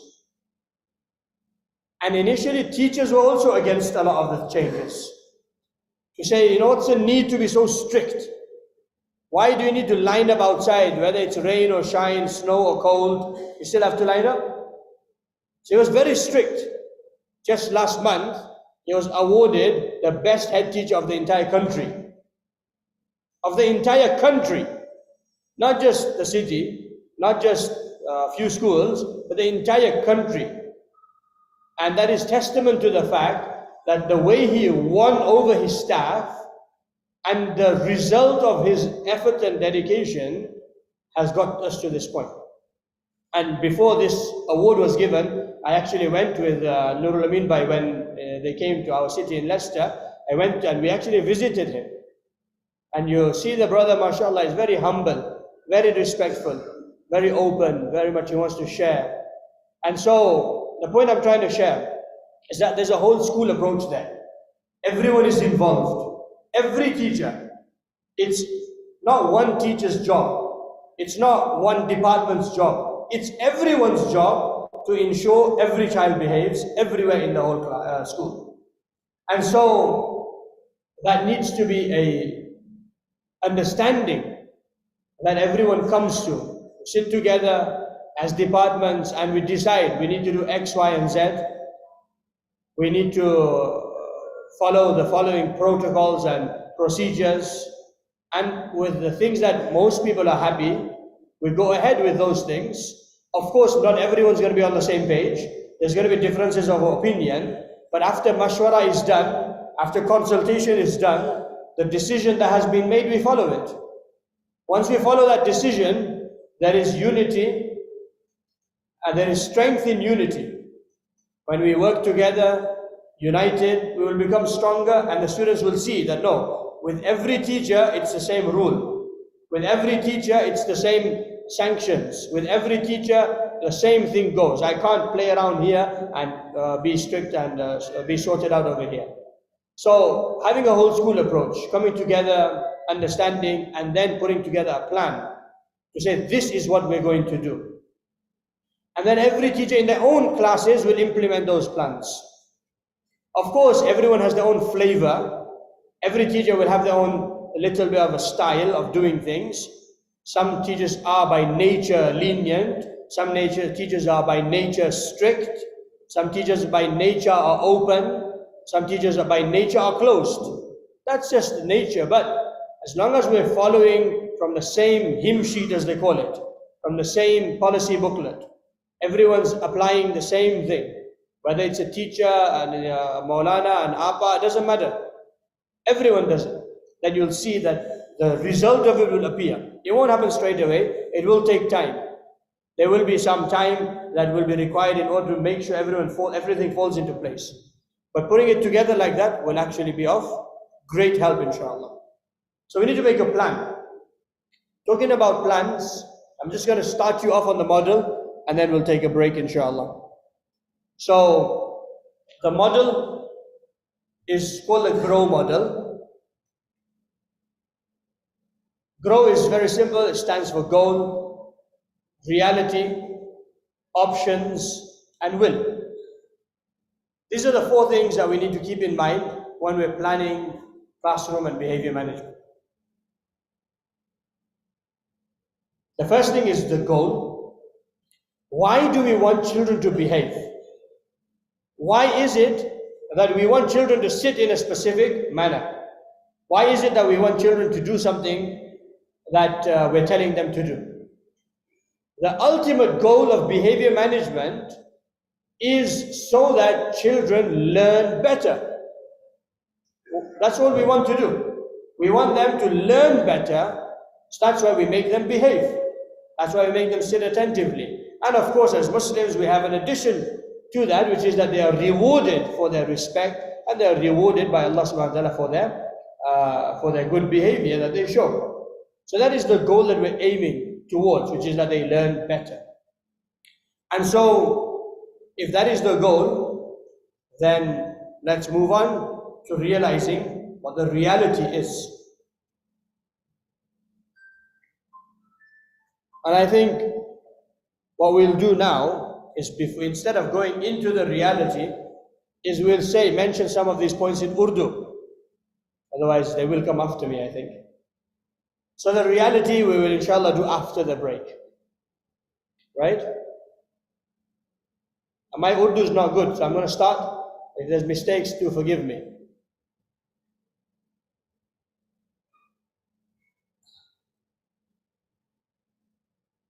I think I should go to the beginning. That will help to see as well, inshallah. देखो अभी ये classroom management की जो हमने training शुरू की है, इसमें क्लासरूम मैनेजमेंट हम करते क्यों हैं, इसकी वजह क्या है, हमें बच्चों के साथ उनकी तरफ से जो बर्ताव हमें चाहिए, जो बिहेवियर हमें चाहिए, वो क्यों हम उनसे मांगते हैं, अदब क्यों मांगते हैं। तो इसकी एक ही वजह है कि अदब हम इसीलिए मांगते हैं ताकि वो अच्छी तरह से अपना दीन सीख सके, न कि सिर्फ अपना दीन सीख सके, बल्कि वो अच्छी तरह से जो इल्म दिया जा रहा है, चाहे वो साइंस का हो, मैथमेटिक्स का हो, जो भी हो, लेकिन वो इल्म वो हासिल कर सके, और इस इल्म को हासिल करके फिर वो आगे अपना काम कर सके। तो अगर बिहेवियर मैनेज इसलिए कर रहे हैं ताकि वो अच्छी तरह से पढ़ सके, तो इसमें सबसे पहली बात ये है कि हमें उन कामों पे अपना ध्यान देना है और अपना पूरा वजन देना है जिसके ज़रिए से बच्चे अपना मिसबिहेवियर न दिखाए। ज़्यादातर ये होता है कि बच्चे मिसबिहेव करते हैं, मस्ती करते हैं, और उसके बाद हम उनको डांटते हैं, और उनको आज हमने डांटा, उनको आज हमने नसीहत भी शायद करते हैं, नसीहत की उनको, लेकिन कल भी वही मामला हुआ कि कल जाके वो वही मिसबिहेवियर वापस लाएंगे, बातें करते हैं एक दूसरे को कुछ कहते हैं, कुछ जो काम न करने के वो करते हैं। तो आज हमने उनको डांटा, आज हमने उनको समझाया, लेकिन कल भी वही चीज़ उन्होंने की। तो उस्ताद होने के नाते हम उनको पढ़ाना कम और बिहेवियर मैनेज करना ज़्यादा हो जाता है। तो हमें उन चीज़ों की तरफ ध्यान देना है और जोर देना है जिसके ज़रिए से लंबी मुद्दत तक, लंबे अरसे तक बच्चों के मिजाज में तब्दीली आए, यानी उनका मिजाज इस तरह का बन जाए कि ये काम मुझे करने के हैं और ये काम न करने के हैं, और अगर मैंने न करने के काम किए तो उसमें ये चीज़ें होगी, और अगर करने के काम किए तो मेरे लिए ये चीज़ें होगी। यानी एक लंबी मुद्दत तक उनका मिजाज इस तरह का बन जाए। और मिजाज बनाने के लिए पहले हमें ये समझने की बात है कि बच्चे मस्ती करते क्यों है, बच्चे मस्ती करते क्यों है। मस्ती तो बहुत सारी किस्म की होती है, बाज़ मस्ती करते हैं बात करने से, बाज़ सोते हैं, बाज़ बुरे भरे अल्फाज कहते हैं, बाज़ गालियाँ बकते हैं, बहुत सारी चीज़ें हैं, बहुत सारे तरीके हैं जिससे वो मस्ती करते हैं। तो हमें देखना है कि ये इसकी वजह क्या है, क्यों करते हैं, और उसकी आसान वजह हम देख सकते हैं, जो हम शायद सोच भी रहे होंगे कि बच्चे हैं, मस्ती करते हैं, और हमें उनको दांत डबक के उनको चुपचाप बिठाना है। तो ये तो फिर वही बात हुई कि हम उनको डांटते रहेंगे और वो सुधरेंगे नहीं। तो इसके बजाय अगर हम हर एक बिहेवियर को देखें, एक बच्चा सो रहा है और बार बार सो रहा है, या कोई एक बच्चा है जो बातें कर रहा है, बार बार बातें कर रहा है, कोई एक बच्चा है किसी को मार रहा है और बार बार यही चीज़ें मार रहा है, तो अब इसको रोकना कैसे है, इस तरह से रोके कि वो फिर आगे जाके इस हरकत को छोड़ दे। تو اس کو سمجھنے کے لیے ہمیں دیکھنا ہے کہ یہ کیوں کر رہا ہے، نہ کہ کیا کر رہا ہے. کیوں کر رہا ہے نہ کہ کیا کر رہا ہے. کیا یعنی وہ سو رہا ہے، تو سونا تو ہے، ٹھیک ہے، اس کو ہمیں سالو کرنا ہے، یہ پرابلم ہمیں نکالنا ہے، لیکن کیوں سو رہا ہے. تو میں نے جو مثال دی آپ شاید سمجھے ہوں گے، جس میں ہمارے وہاں بچے تھے، ایک کمپیوٹر میں ایک مکتب میں تھا، دونوں سو رہے تھے. سونا تو ایک ہی پرابلم ہے، سونا. اس کو میں نے بار بار کہا کہ چہرہ دھو کے آؤ، یہ کرو وہ کرو، لیکن بات حل نہیں ہوئی. اور کچھ عرصے کے بعد میری ملاقات ان کے والدین سے ہوئی الگ. میں نے ایک کے والد کو فون کیا، دوسرے کے والد سے میری ملاقات ہوئی، تو ان سے یہ بات کی تو پتہ چلا کہ جو ایک بچہ تھا کمپیوٹر کے سامنے جو سو رہا تھا، وہ اس کی دوائی تھی، وٹامن اس کے کم تھے، تو وہ دوائی نہیں لے رہا تھا، جس کی وجہ سے اس کو نیند آ رہی ہے. ڈاکٹر نے کہا تھا کہ اگر یہ وٹامن کم ہو تو اس کی وجہ سے نیند آتی ہے، آدمی لیزی اور سلیپی بنتا ہے، اور وہ اپنی دوائی نہیں لے رہا ہے. اب اس کو میں پورے سال کے لیے بھی ڈانٹتا رہوں، اس کو کلاس سے نکالتا رہوں، اس کو کہوں کہ جا اپنا چہرہ دھو کے آ، پانی لگا کے آ، پھر بھی وہ کبھی سدھرے گا نہیں. اور دوسرا جو تھا وہ رات کو 3-4 بجے سوتا تھا. اگر میں اس کو ڈانٹتا رہوں تو شاید وہ اپنا فون چھوڑ دے، لیکن آپ جانتے ہیں کہ وہ نہیں چھوڑیں گے. تو اس کے بجائے میں نے والد سے بات کی، والد صاحب نے بھی کہا کہ ہمیں بھی یہی مسئلہ ہے، گھر پہ بات سنتا نہیں ہے. تو میں نے کہا کہ ہم ساتھ میں کام کریں گے، ساتھ میں اس طرح سے کام کریں گے کہ ہم اس کو اپنا فون چھڑوائیں گے. 12 بجے وہ اپنا فون آپ کو دے دے گا، 12 بجے سے پھر 11 پہ لائے. اور اب بڑا بچہ تھا، عشاء کی نماز 11 بجے ہوتی ہے ہمارے وہاں، تو سوچا 11 بجے ٹھیک ہے. تو اس طرح سے ہم نے اس کے ساتھ کام کیا. تو اب سونا اس کا بند ہوا. سونا اس لیے بند ہوا کہ ہم سمجھے کہ اس کا مسئلہ، اس کا پرابلم کیا ہے، کہاں سے کیوں یہ سو رہا ہے، نہ کہ کیا کر رہا ہے. تو جب ہم بیہیویئر مینیج کرنا چاہتے ہیں تو ہمیں حتی الامکان کوشش یہ کرنی چاہیے کہ ہم اس کے ریزنز کو دیکھیں. اگر ہم نے اس کے ریزنز کو دیکھا اور ریزنز پہ ہم نے اپنا پورا فوکس کیا تو آگے جا کے کام ہمارے لیے آسان ہوگا. اور کام آسان اس لیے ہوگا کہ ہم پھر ایسی تجاویز یعنی ہم لائق کریں گے کہ بچے پھر لمبی مدت تک ان کا مزاج اس طرح کا بن جائے گا کہ وہ مس بیہیویئر نہیں کریں گے. تو یہ بیسک سمری تھی، جس میں مین بات تو یہی ہے. 2 باتیں ہیں. ایک بات میں نے آپ کو کہہ دی کہ ہمیں پرابلم کو نہیں دیکھنا ہے، کیا کر رہا ہے وہ دیکھنا تو ہے ضرور، لیکن پہلے وہ نہیں دیکھنا ہے، ہمیں دیکھنا ہے کہ کیوں کر رہا ہے. اور دوسری بات یہ ہے کہ ہمیں پریونشن، کہ اس کو کس طرح سے روکا جائے لمبی مدت تک، نہ کہ اس کو ابھی کے لیے کس طرح سے روکا جائے کہ ابھی آپ اس کو نصیحت کر لو تو نصیحت کے ذریعے سے ابھی تو چپ ہو گیا لیکن کل وہی بات ہوئی. تو ہمیں ایسی بات کرنی ہے، ایسا ایک پروگرام بنانا ہے، سب کے ساتھ مل کے چلنا ہے، نہ کہ صرف ٹیچروں کا کام ہے، نہ کہ صرف علماء کا کام ہے، نہ صرف بعض یعنی مینجمنٹ کا کام ہے، یہ سب کا کام ہے. ہر ایک استاذ کا، چاہے ہماری ڈیوٹی ہو نہ ہو اس کلاس کی.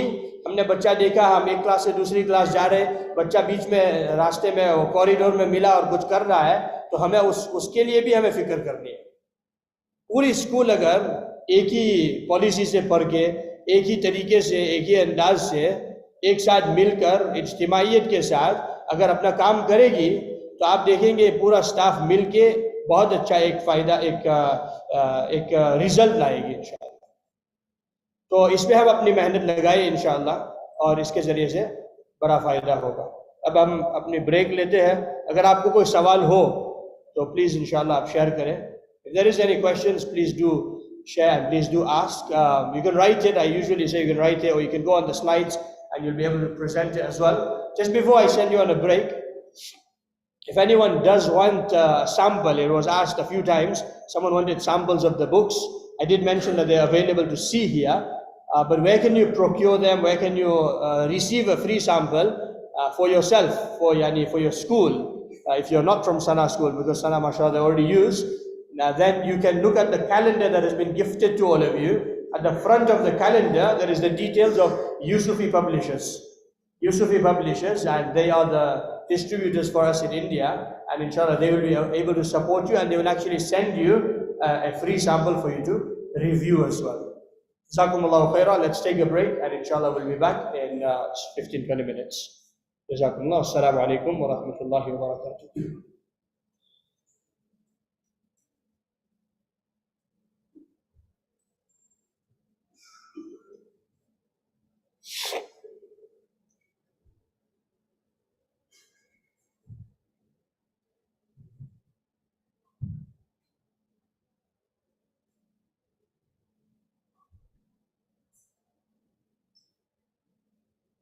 The arrangement has been marks as the ground floor, same with the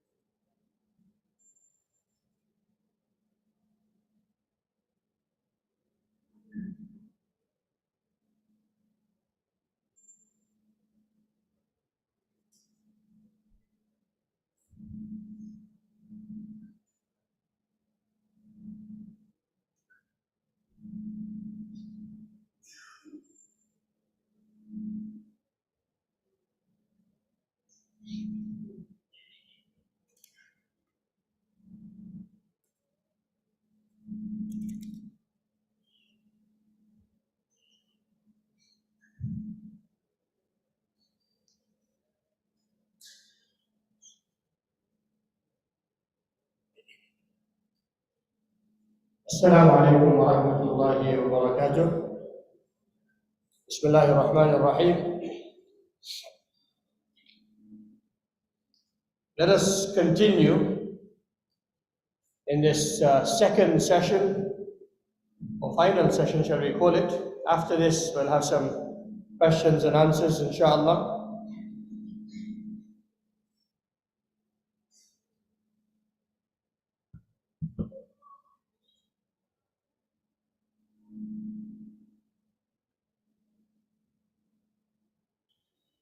So, as a recap, what we have so far covered is the problem part.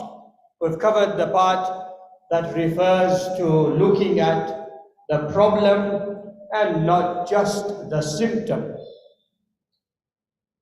Along with that, we have started off looking at how to prevent misbehavior from actually happening. So we will continue with that, and we will then talk about the C in the middle, which is consistency. So we started off on the GROW model. The GROW model stands for goal, reality, options, and will. We realize that the goal of behavior management is to allow children to learn better.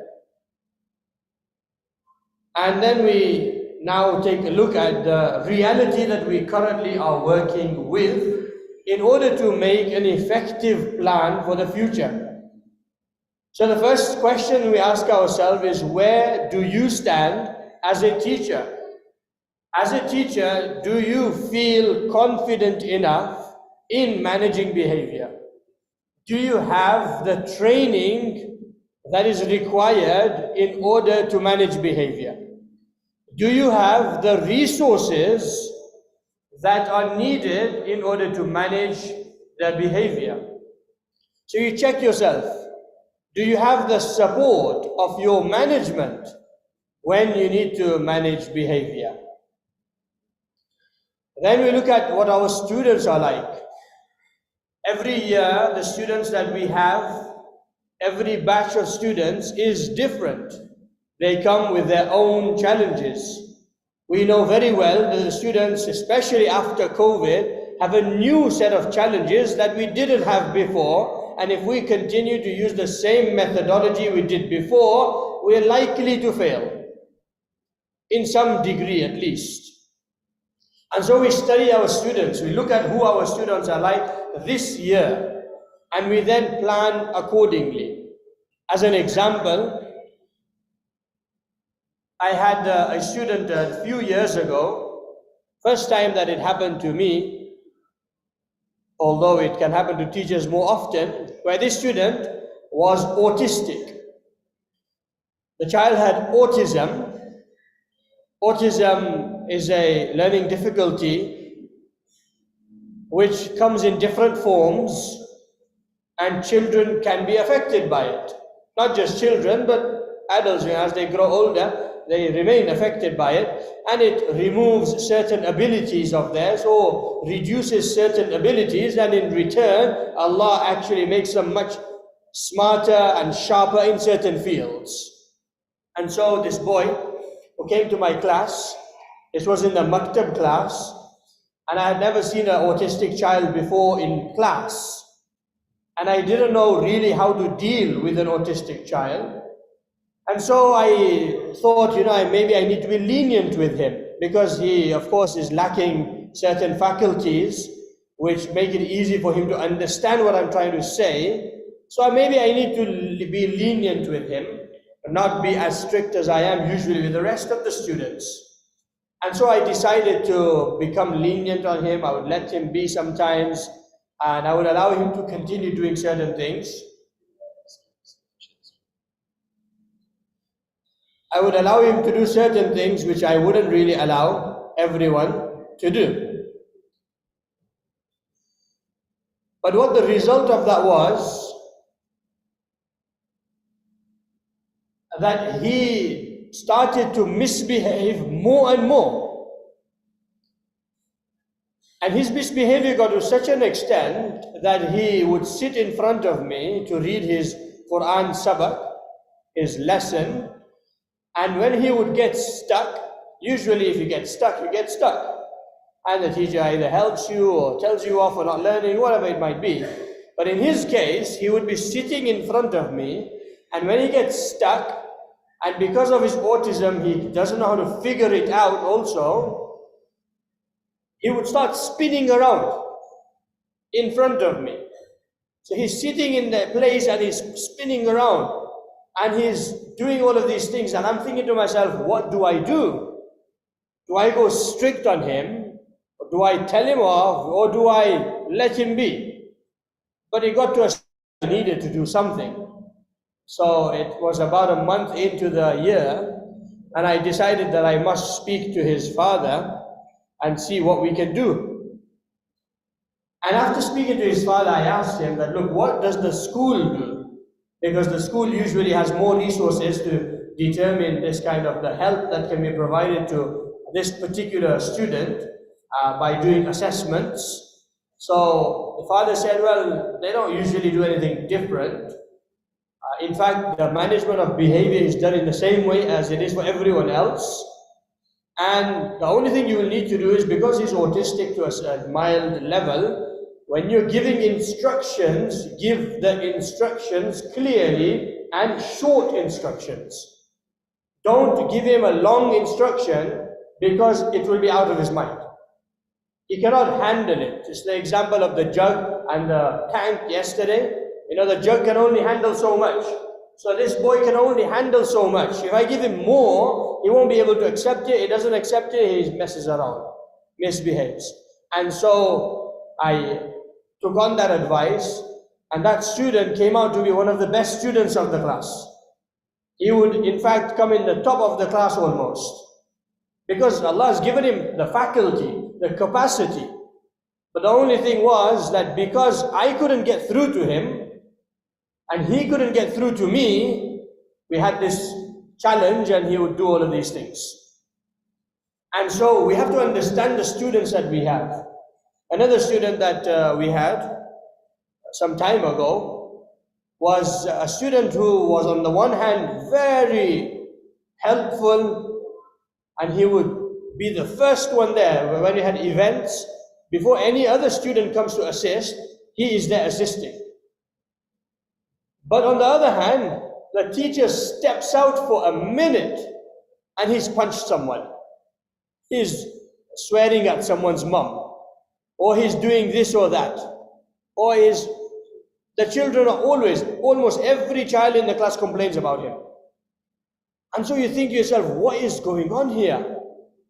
This is a boy who is extremely helpful, always ready to assist, but on the other hand, he's also doing all of this. And it turns out that in his family, unfortunately, his brothers were involved in all sorts of activities, like drugs and things, and they were selling. Allah knows best, but they were not on the right path. And the mother was very worried for him. And the mother would really be on top of him, making sure he is good. He comes to the madrasa, he sits, he pays attention, he learns all of these things. So he was having a double personality. On the one hand, he wants to be like his brothers, On the other hand, his mother wants him to be good. And you see the effect of that in class. And now having that child in your class, you need to manage his behavior in a manner that is suitable for him. We can't just shout at him, tell him off, scream at him, make sure you do this, the X, Y, and Z, and expect for it to work. Because it's just going to shut him down and we're going to end up losing him.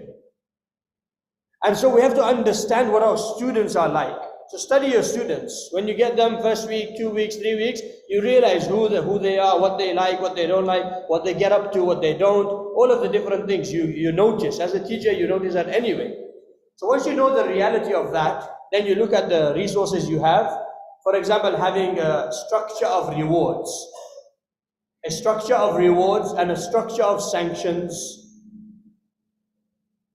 Talking about the rewards and sanctions, there should be a hierarchy of rewards and sanctions. A hierarchy meaning you start from small and you grow to the bigger part.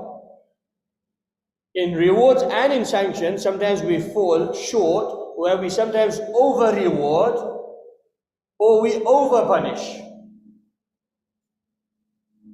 The reason for having a hierarchy of small to large is so that the students know what to expect and they are longing for something more. And they know in the negative sense what to expect and what they are going to get if they misbehave. As an example, in our school and also in our maktab, we have a reward system which rewards the children points on a daily basis. Points are intangible, they are not physical, but this is to manage their behavior. It's a preventative measure to manage their behavior because they're looking forward to the points and they don't want to lose the points. For two reasons. One, because the points will add up to a certificate, which will add up to something else and something else. And on the other hand, the negatives will add up to a detention or staying behind after school, which will then add up to a warning letter, which will then add up to something else and something else. So the points is where it starts from. It's non-intangible, it's not physical, you're giving points. Those points are then increased to give certificates, as mentioned. The certificates increase to a physical small reward and they then increase to a final larger reward. Not only that, but collectively, the class is also rewarded as a competition between all the classes. So as part of the system will alert you and tell you that in this term, class 7 was the one that received the highest number of points, or they lost the least number of points.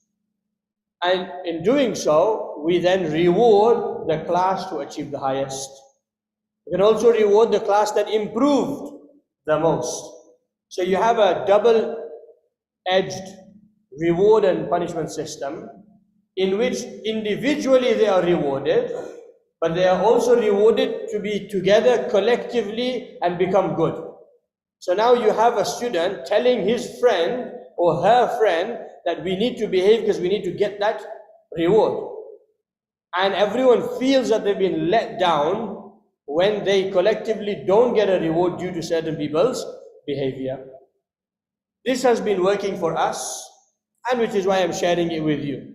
It might be something that might not work for you, but if it is something that you think that you can try, then you can try it out and see whether it works or doesn't work. And there are many other systems that you can put in place in order to reward and sanction your students.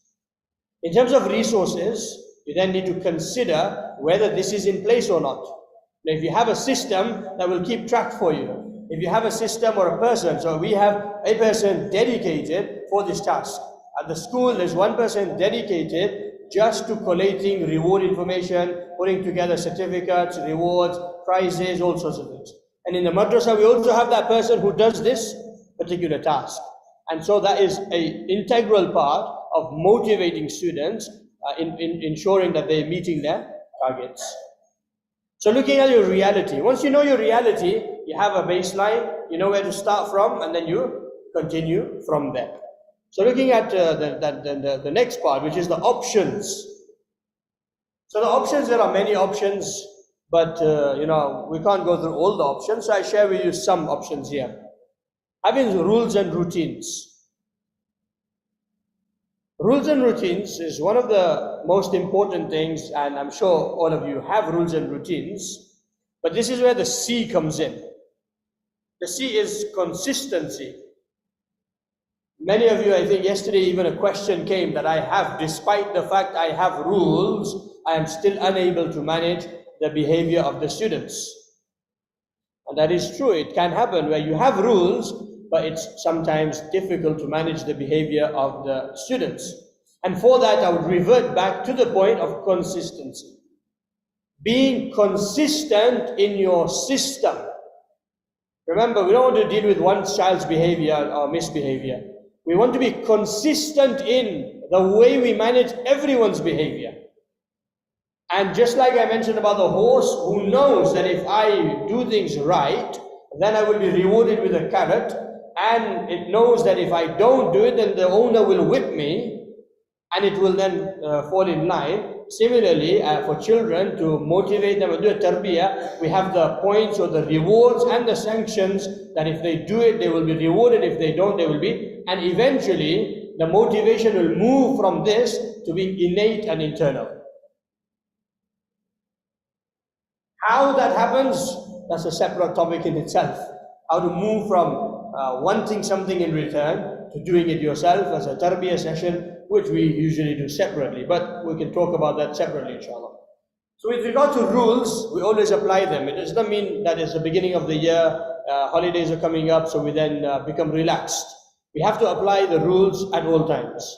Set a standard from the beginning. As teachers, we always fall foul of this, that we don't have a set standard, that this is what I'm supposed to be doing, this is what you're supposed to be doing. And if you cross this line, then there is going to be a consequence. So I will say, if you talk, you mess around, I will send you to the principal's office. But that principal's office threat is only a threat. It doesn't actually happen. Because, oh yeah, they started behaving, so I just let them go. It needs to be systematic. So if you're going to let them go, then it also needs to be done conditionally. And the condition also needs to be consistent. And I'm going to repeat this word consistent again and again, because believe me and you, if you are consistent in anything, you will get a result. Just like the drop of water on stone is consistent. Every few seconds, the drop falls in the same place. Even that stone will have to give way and there will be a hole in it. Similarly, if you are consistent in the way we manage the behavior of the students, you will get a result. But we have to force ourselves to be consistent for that matter. And for that reason, we have to make sure that we set a standard. It's not optional. It's not to say that, sometimes we follow it, sometimes we don't. For some students we do, for some students we don't. Not intentionally, of course, but it's due to the situation. We have to become intentional in applying the rules effectively. So you make your expectations clear to them. Tell the students what you expect from them. Every teacher is different, and we can't say, well, you must have learned it in the previous year, or didn't your parents teach you? We have to teach them what we want. For example, my definition of what respect is different to what another teacher's definition of respect is. The expectation in my class of where your books are supposed to be, where your bag is supposed to be, might be different to what another teacher expects. And I can't expect the students to do what I want them to do without telling them what I want them to do. So in my class, usually the first 2 days of the year is set for telling them what is expected from them. And it's not done as a speech or bayan that, you have to do this and you have to do that. Rather, it's a discussion as to why, which is why we come to the next part, which is rules should be few, encouraged, enforced, and taught. So we spend that time in order to learn what the expectations are. And I will tell them in my class, the students are coming in beforehand and they're setting up everything because nothing is there, because other classes are using it. So when they come inside, they've got to set the class up in this particular manner. They have to do it like that. If they don't do it, then there is a sanction, which is that I will keep the class behind and when they want to be going home. Effectively applied, I usually say 2 months. Let's say 40 days. It will form a solid habit, a strong habit within the children. When you expect it from them for 2 months, every single day that they come into your class, you expect them. The benches have to be like this. Your bags have to be in this position. Your books must be on the desk. Your pencil case must be next to that. You make an expectation very clear, and you make the reward very clear, and you make the sanction very clear. You will see that eventually, slowly but surely, the children will fall into a habit. And I'm telling you this from experiences rather than from theory. I personally like to take different classes so that I can see the effects of some of these things in different age students. And it's worked with children who are aged 6, 7, 8, 9 years old. And currently I'm teaching, and I always, in the computer science, I'm always teaching the ages that are higher than that. But in the maktab, I'm currently teaching 13, 14-year-olds. And applying the same principle, this class I was dreading, because they were next to my class last year, and I knew that they will be coming to me now. And I was dreading that, these boys, they seem to be very mischievous, because the teacher before was not able to fully handle them. And I would often hear the teacher scream through the wall. And I would think to myself, well, I've got a big task on my hand. But alhamdulillah, and this is tahdith bin ni'mah, just to show the effect, that the same very students who I was scared of, you could say, are now in line with the system. The system was set for them, that you come in and you fall into this system. Now with that system, they go ahead and they will actually do what is expected of them. And of course, we're not living in a fairy tale world that it's going to happen every day. There are going to be days where they don't do this, where they do something they're not supposed to do. And you deal with it according to your system that you have put in place. Remember, I'm repeating again, system, consistency, system, consistency. It's not about a particular student. It's not about a particular class. It's about the system, and it's about the teacher in putting in place the system that they have made. So I have few rules. Make sure that you encourage these rules. Why are we not sitting in a particular manner? Because I want you to. That's not very much encouragement, is it? Why can't we do this? Because I said no. Why should I do this? Because I said so. It's not much encouragement there. There needs to be encouragement. These are children, remember, and we're molding them. It's not like injection mold. Injection mold, you get some plastic, put it into a metal mold and inject it in, and suddenly it's going to come up with the shape that we want. It doesn't work like that with the children. So we can't force it upon them. They have a mind, they have an ability to think, and so what we do is we make them understand why we're asking them to do what we're telling them to do. So we encourage them. And we enforce. This enforcing is supposed to be consistent. I've said it again, consistent. There's a line, and if they cross that line, then they have to face the consequence. You can forgive, but that also has to be based on the policy that you've set for yourself. So enforcing is tremendously important. Don't enforce sometimes. If you make a rule, today you didn't, so you put the bar here, it's like a rubber band. The children will try. Someone mentioned that earlier, actually. Why do children misbehave? Because they want to test your patience. Right? They literally do that, intentionally or unintentionally. They will try. The rubber band didn't break. They will try again. The rubber band didn't break. And they will try a bit more, and poof. They've got a detention, or you get angry, or this or that. And then the next time round, they try again. Oh, nothing happened. They try even harder. So, it's like a game. And that game doesn't work for us, because I'm then dealing with something I don't want to be dealing with.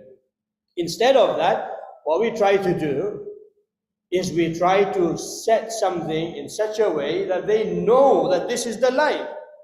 Once they know that this is the line, they cross it, they feel, it's like a knife. right? You know that if you cut with a knife, it's going to cut. There is a consequence. When someone knows that there is the consequence of being cut with a knife, they don't misuse it. Similarly, in the classroom, if they know that this teacher, you can't, and you probably know this amongst yourselves as teachers, that there are certain teachers that children will not misbehave with. Certain teachers will not. Why? They know that this teacher is strict. What does strictness mean? Strictness means that they have a standard. They expect specific things. And if you don't do those things, then they will give you a sanction. They will, whatever will happen. And so students will not try it with them. And so if every teacher followed a similar principle, and yesterday we talked about love, love, love. Remember, we spoke about how you should be kind to your students. Being strict doesn't mean you're not kind. Being strict doesn't mean you're shouting and screaming. Being strict doesn't mean that you're unfriendly. It just means that there is a line. If they cross the line, they can't be friendly with you. You're the teacher, not their friend. And so you create that line. And so if you were to come to my class and sit in the class with the boys, we will talk about X, Y, and Z. There are various topics, sensitive topics. Sensitive, like recently, maybe a few months ago actually, recent one I told you yesterday about the haircut. But sometime before that, we were speaking about girlfriends and boyfriends. And so these boys are 13, 14 years old. They go to regular schools. They come to the maktab in the evening. And it's a sensitive topic. And as an alim, as a teacher of Islamic studies, I could do one of two things. I could shut them down and say, you shouldn't be talking about that. Don't be doing that here. And if you want to talk about that, you talk about it somewhere else. I can do that. Or I can have the conversation in the class. But as you already know, that if it's a conversation about girlfriends and boyfriends, there's going to be laughter, there's going to be remarks that are made which are not good. There's going to be comments that are going to be shared which are not acceptable.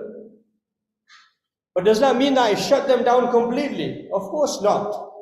And that is only possible for me to have a conversation like that if I have set my boundaries. I've set my boundaries. Now someone crosses that boundary and I will tell them, look, this is beyond the boundary, you face the consequence for it.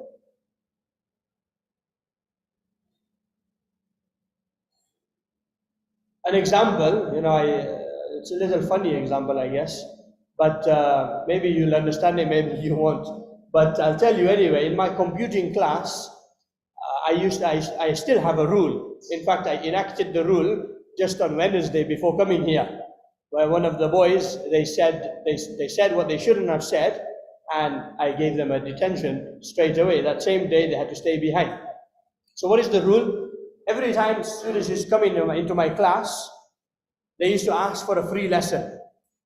They used to say, Ustad, can you give us a free lesson so we can play some games? Because in my class there's computers, and the other classes, they don't have computers. So if they come there, they want to, play, and we have half boarding students as well. They stay there at the school. So then they'd come, they'd ask for free lesson.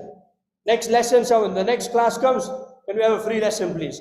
Third class comes, can we have a free lesson, please? Every time, so every few days, they're all asking for free lessons. So I got tired of them asking of me of free lessons, because we need to do work, we need to get it done, so stop asking me for it.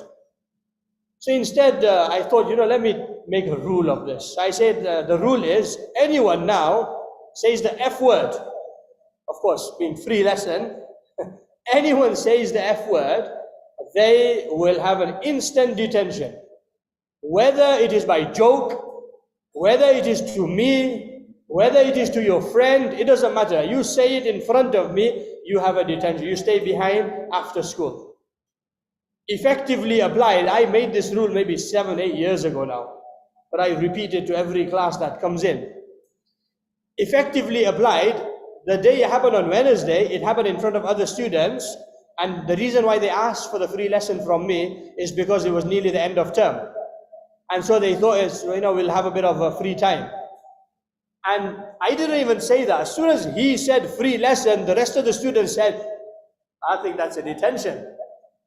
And so the rule effectively applied, even though it's a silly rule to some degree, it works because of the fact that they know the line. Once they know the line, they cross it, they themselves know that there is a consequence for it. So rules and routines, just apply this much. No what the expectations are, communicate them to the students, be consistent with it, and you'll see that inshallah I will have great results.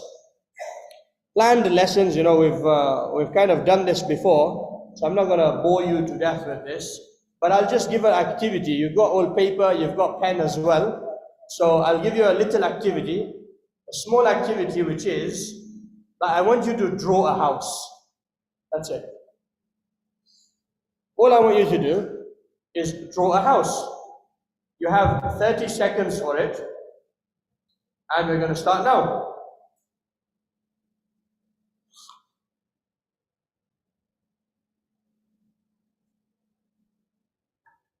$20 seconds.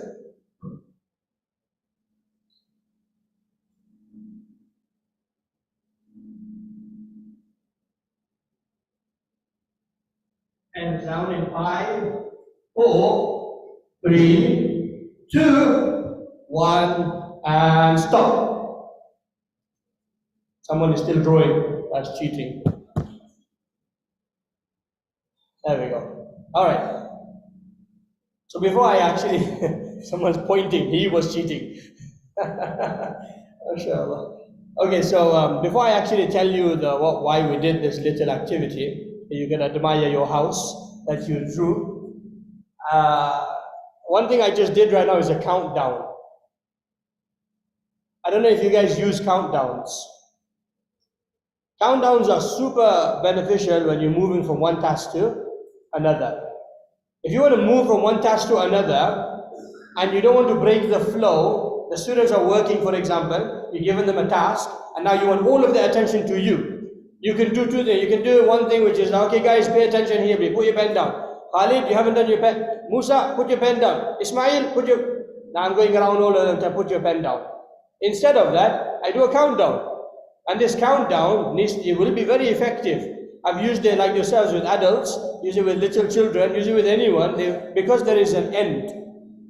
Then you say, okay, I want you to put your pens down or pack your bags up in 10, 9, 8. Make sure you're sitting properly in 7, 6, quiet in 3, 2, 1, and 0. And then I become quiet as well. So you as a teacher also need to become quiet. Otherwise, if you speak for that 2-3 seconds straight after the countdown, then you're giving them the opportunity to say, no, you can't speak now. So you become quiet yourself. When you become quiet yourself, you're now making the whole class pin drop silence for a second, 2 seconds. Now you move on to the next point. So countdowns, super effective. Use them. You can use 3 seconds, 10 seconds, 5 seconds, depends on what you need done, how fast you need it done. But changing from one task to another is very effective. Anyway, so you've got your houses. Hopefully you haven't improved on them, but I'm going to give you some points. So if you give yourself some points and just keep a note of it. If you get it, then you write 2. If you don't get it, you write 0. But don't start drawing whatever you didn't draw beforehand. So if you have a door handle in your house, then 2 points. So if you have a door and the door has a handle on it, whatever kind of a handle, it doesn't matter. If there's no handle, it's 0. If you have a footpath to your house, 2 points. If there's no footpath, 0. This one I don't think anyone will get. If you have a chimney in your house, you don't get chimneys here. If you have a chimney in your house, then 2 points, otherwise you do 0. And if you didn't get the last one, you're not going to get this one, which is if you have smoke in the chimney, then 2 points, otherwise it's a 0. And the last one, if your house has a fence around it, then 2 points, otherwise 0. So without any shame, how many of us got 0? MashaAllah, there we go. Got a number of us. How many of you got 2? 2, there we go, mashallah. How many of us got 4? Yeah, some of you. The men seems like they haven't done anything. How many of us got all 10? 10 points, 10 out of 10. One person, mashallah. And some maybe in the sisters. Now why did I make you do this activity? It's a very simple activity. but it's to show, I sat a training session once myself, and I still continue to sit them, but this is one time I sat in there, and the instructor gave me this activity that draw a house. So I drew a 3D house, a very quick 3D house. And I looked at my house and I was very proud, like a nice house. And then the trainer gave these points, different points, not the same one, but different points, and I got 0. So I was thinking, of course, I did a nice house, but it wasn't the right house. This is to show that as teachers, we have an expectation from our students, but we're not making it clear to them, and they will do what they think is right, and we feel that that's wrong. So I've told you to draw a house. All of you drew a house. But according to me and my criteria, that house was wrong. And on the other hand, if instead of me telling you to draw a house, I told you to draw a house with a handle, with a chimney, with smoke, with a fence, then you would easily do it in 5 seconds, forget 30. The point of this exercise is to reiterate the fact that we must make our expectations clear. What do I want from you? When I'm teaching the children, what do I want you to do? Not go ahead and do it. Don't be vague. Be clear. Be specific that this is what's required of you. This is the expectation I have. When you make it clear, they know what they need to be doing and they will inshallah get that done. Moving on to the next round one. I've not mentioned seating plans and room arrangements, which you might be thinking, that's a basic. You're supposed to be doing that. And I'm sure you're already doing that. So just talking about room arrangements, teachers should be moving around. There should be enough space in the class for you to move around the class. It shouldn't be that I'm a professor and I sit on my chair and I give them the lesson and then they do their work and then they come and show it to me. As teachers of youngsters especially, of young children, we need to move around the class. And moving around the class is a second benefit, that students have enough space to be comfortable.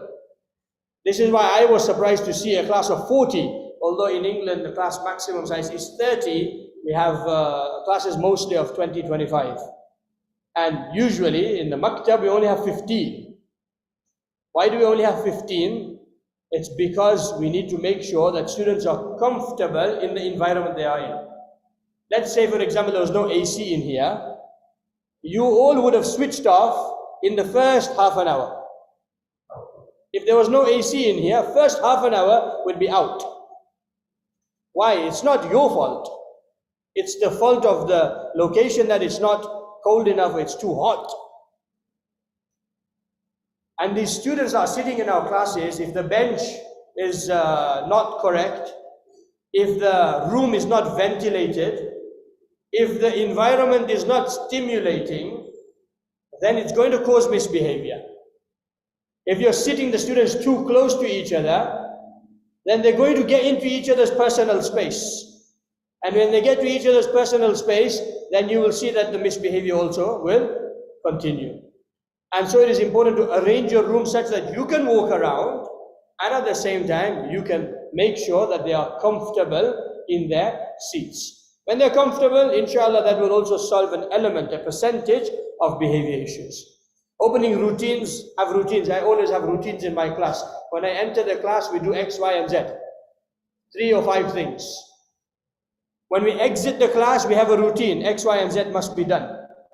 So the routine to enter the class is you enter the class and you put your bag under the desk, you put your book on top, your pencil case on top, and you switch on the computer, you log into the computer. This is the opening routine. Now, if anyone doesn't do that, then they of course have contravened one of the rules, and so they will face a sanction. And everyone that does do that, they have done what they're expected to do. So having a routine. Now, every day I walk in, I don't say, right guys, take your book out. Musa, Khalid, where's your book? I don't have to tell them because the expectation is it should be there already. I do that for 2 months. The rest of the 8-9 months, it's going to be easy, plain sailing, because they know the teacher requires the books on top. So routines, have routines. Closing routines, a cleanup routine. If you just let them go, right guys, everyone out.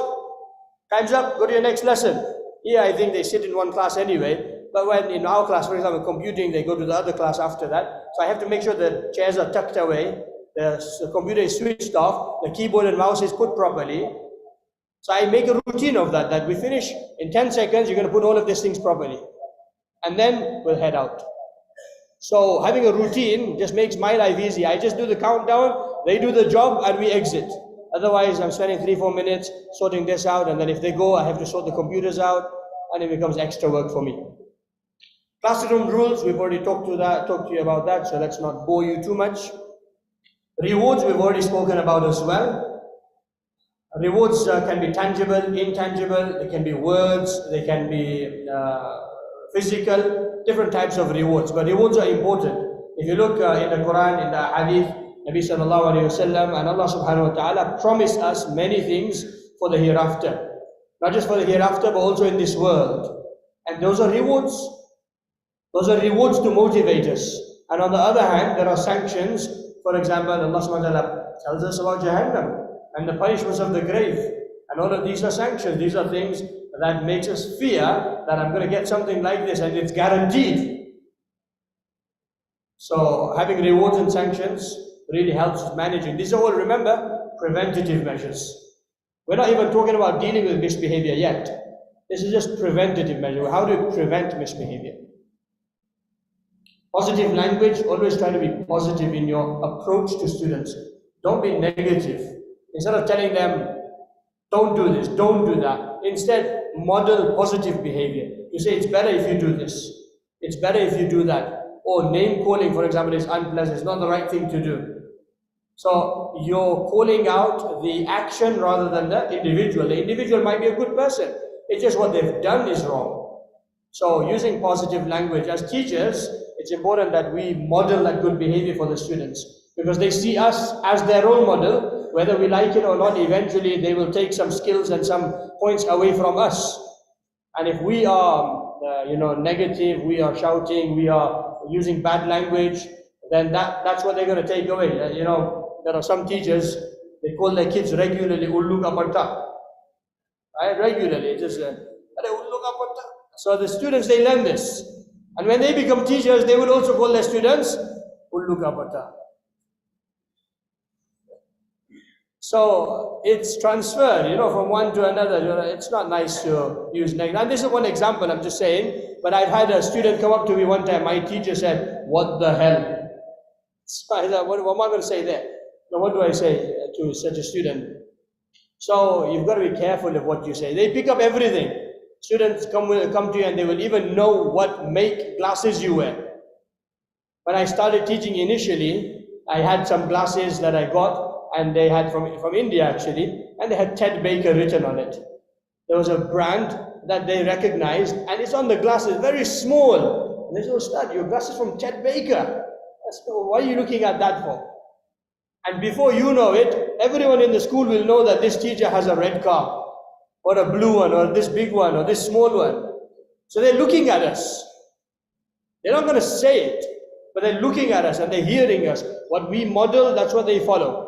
And one thing that I always say, that as Muslims, we have one more level to go up on top, which is that our own obedience to Allah actually impacts the obedience of our students to us. The more we are closer to Allah subhanahu wa ta'ala, the more we are trying to get closer to Allah subhanahu wa ta'ala, the easier it will be for us to manage our students.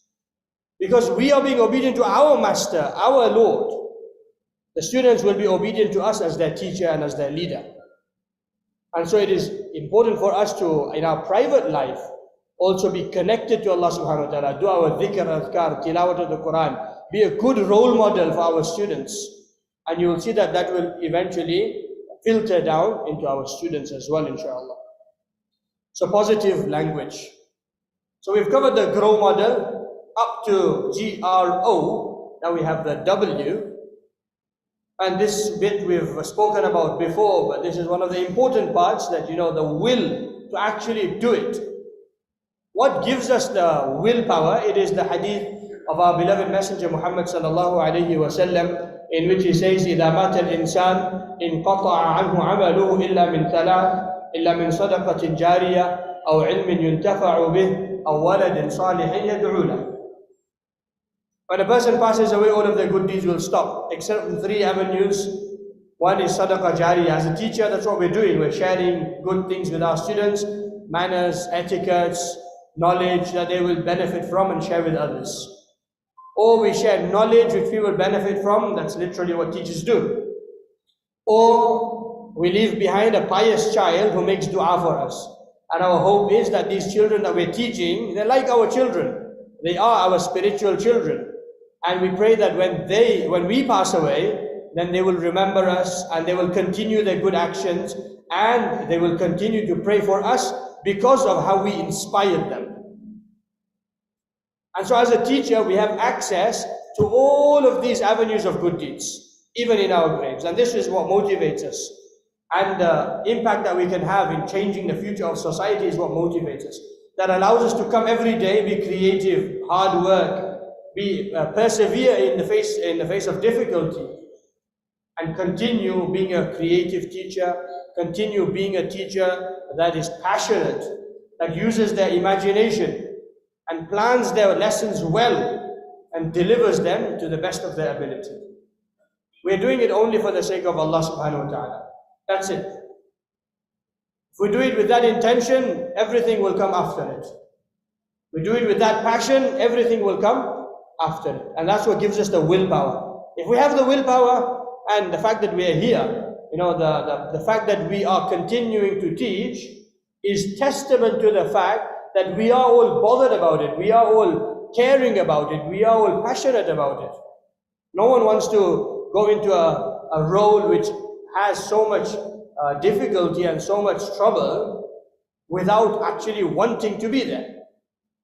So we thank Allah subhanahu wa ta'ala for allowing us to be in this role.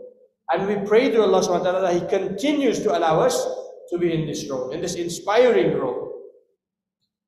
And so that is a GROW model. Just to finish off, and then we'll do a bit of translation hopefully of some of the main points. This slide basically tells you what you already do. So I'm not going to repeat everything on the slide. I will go through 2 or 3 things. One of them is tactical ignorance, which is when you see someone doing something you don't want them to be doing whilst you're teaching, you ignore it. Tactically ignore it. You walk around the class, and as you're walking around the class, you stop by that particular student, and they should be able to understand from that you want them to stop doing whatever they're doing. And you continue, and then when you finish teaching, and you say, Musa, I saw you doing this whilst I was teaching. Do you think that's the right thing to be doing? And then you get them to understand. If it was something bad, something more than that, which is disturbing others as well, of course you stop your lesson for that. Then you don't need tactical ignorance. But tactical ignorance is for the small things that only disturbs 1 or 2 students. The rest of them are all fine. Then you tactically ignore that. And then you deal with it at a later time. Another point that we've got is threaten only what you will carry out. Don't give empty threats. Don't say if you talk one more time, I'm going to call your parents, or I'm going to send you to the principal's office, but it never really happens. Because students will pick up, we mentioned earlier, they figure out the consequence is not there, then what's the point in actually following that threat? The teacher just says it, it becomes background noise. So if you threaten, then you must carry it out. Can you forgive? Yes, you can forgive, but like mentioned earlier, you forgive based on your policy to say, or condition that yes, and if you do this X, Y, and Z, then no problem. But if you don't and you break that as well, then it's done. So threaten only what you will carry out, and make sure you carry it out if you do threaten. Try to manage behavior in the classroom before taking it forward. I mentioned about hierarchy of management of behavior. Manage classroom behavior in the classroom. Don't send them out of the class, because when they're outside the class, then they are ready. Just 2-3 weeks ago, another class teacher came to us afterwards and said to us, I sent my student outside, and he went and started making phone call home because he was bored. So he said, okay, let me just phone my parents and have a chat with them. So he finished having a chat with them, or actually one of the teachers caught him there, because in school time they're not supposed to go to the phone boxes. They have a phone box as their boarding, so they're not supposed to go there. And for that day it was unlocked for some reason. He sent him off. When he sent him off, he went to his locker, he got his teacup out and he went and made tea for himself. So the teacher was, of course, busy in the class and he didn't realize that this was happening outside. But he had sent the boy outside because he's misbehaving and he's getting up to all of this stuff. So as much as you can, don't send them outside if you can't see them. If you can see them, you open the door and you make them stand just on the corner, you can see them, just so that they can relax, they can cut away from the misbehavior. Then you do that temporarily. So that's something to consider. And use your voice less. So you use your eye contact, you use your verbal and physical cues. How do you get to that point where they have verbal contact and eye contact is going to be enough? Not verbal, sorry. Eye contact and physical will be enough. You have to educate them about it. That I'm staring, there was one student, I'm staring at him, he stares back at me. I'm not having a staring match with you. I'm telling you that you're not supposed to be doing what you're doing right now. And so I do that once, I do that twice. Now the rest of them know that actually when the teacher's looking at me in one way, then I better do what I'm supposed to be doing. So that's eye contact. I'm not saying anything anymore. If they're supposed to be reading and it's not time to stop reading yet, I look at the clock and I look at the boy. I look at the clock and look at the boy. It's sufficient. They carry on. How do we get to this point? By being consistent. You don't get to that point by doing it once. The next time we use our voice. The third time we give them a detention. Fourth time we send them to the principal and we're just doing all sorts of things. Be consistent that this is what's expected, this is how I'm going to do it, and this is what I want you to be doing. So use your voice less and your words will be valued. When you do speak up, then they will value those words. The rest of it I think is pretty much self-explanatory. It's not very complicated, so we'll keep it at that, inshallah. There is a little quiz that we're going to do in a moment, but before that, hopefully I can translate a little bit. We only have 3 minutes to translate, but just a point to mention for everyone's benefit, inshallah.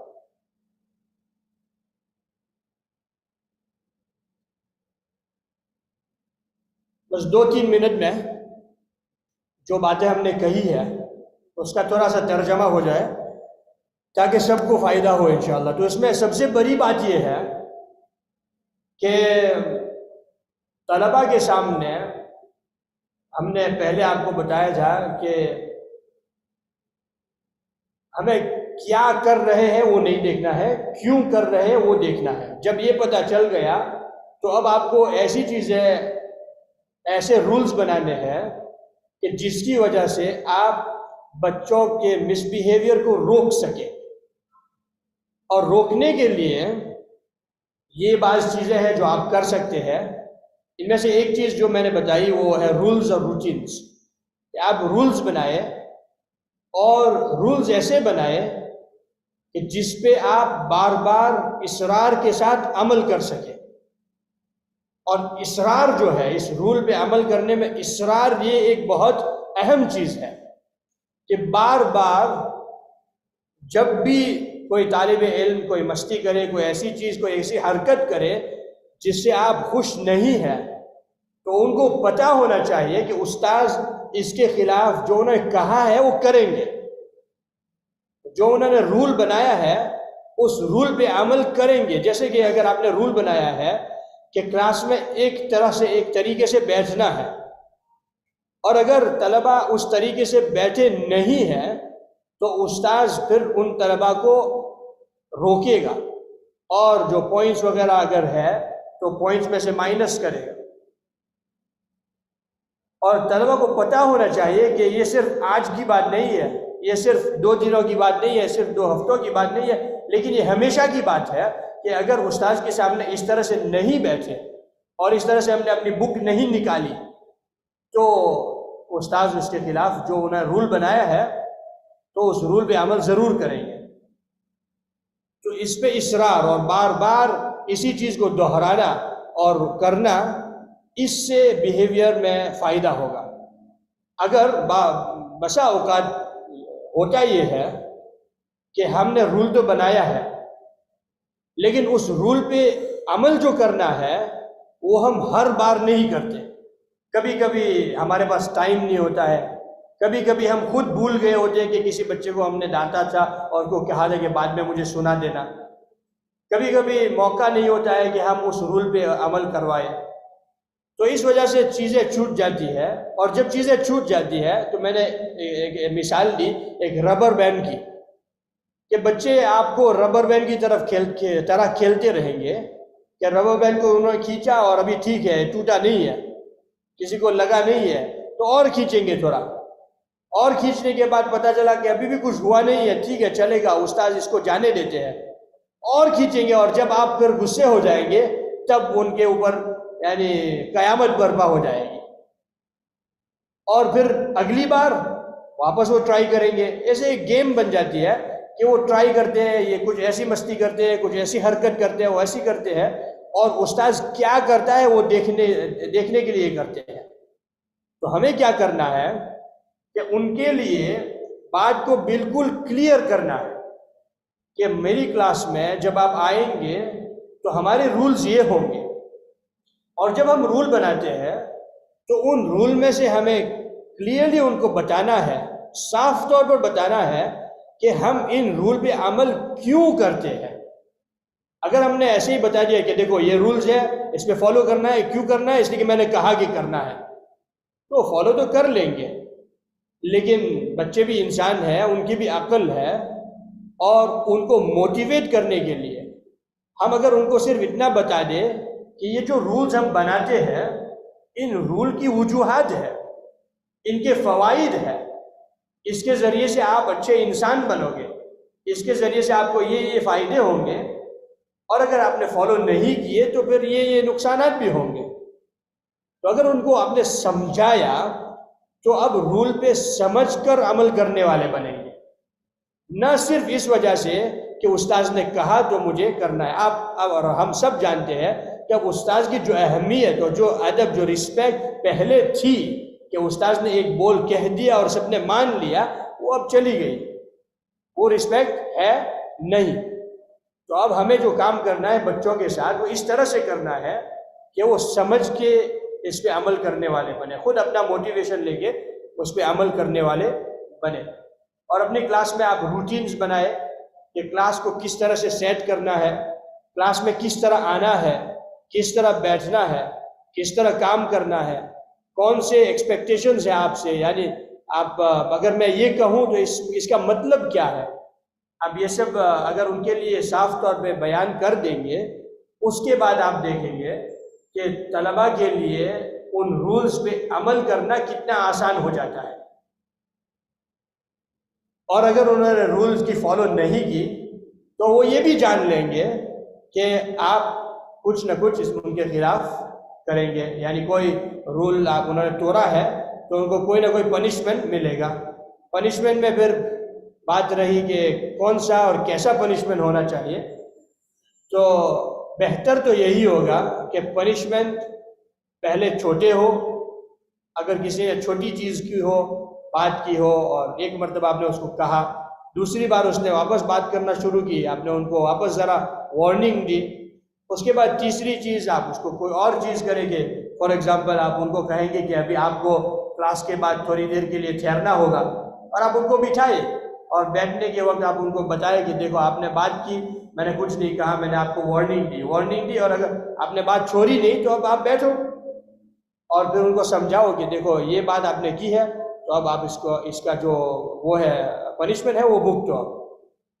تو اس طرح سے اگر وہ جان لیں گے کہ چھوٹے punishments ہیں, اس کے بعد پھر پنشمنٹ بڑے بھی ہوتے ہیں. اگر آپ نے فوراً ہی کہہ دیا کہ آپ نے 2-4 بار بات کی اور ابھی میں آپ کے والد صاحب کو فون کروں گا, والدہ کو فون کروں گا, تو پھر والد صاحب اور والدہ کو فون کرنے کی جو اہمیت ہوتی ہے تو وہ چلی جائے گی, اس لیے کہ بار بار والد صاحب کو فون کرتے رہتے ہیں. والد صاحب بھی تھک جائیں گے کہ ابھی فون تو آتے رہتے ہیں, اور ان کو ذرا کہہ دیں گے, ذرا ڈانٹ ڈپٹ کر دیں گے, ہو گیا بس, ابھی اس میں کوئی بڑی بات ہے نہیں. تو جو کام ہمیں کرنا ہے وہ سوچ کے کرنا ہے, نہ کہ ایموشن کے اوپر عمل کر کے کرنا ہے. تو یہ چھوٹی سی وہ سمری تھی, اور مین پوائنٹ یہی تھا کہ جو رولز ہم بچوں کے لیے بنائے ان رولز پر ہمیں پورا 100% عمل کرنا ہے. अगर रूल्स की खिलाफ वर्जी की तो फिर आपको पनिशमेंट उसका ज़रूर देना है। अगर आप पनिशमेंट छोड़ देंगे बाज़ मरतबा और बाज़ मरतबा पनिशमेंट देंगे तो बच्चे फिर खेलते रहेंगे कि बाज़ मरतबा हमें मिलता है कुछ, बाज़ मरतबा कुछ नहीं होता है। तो काम हमें इस तरह से करना है कि वो जान ले कि अब हमने रूल तोड़ा है तो कुछ ज़रूर होगा।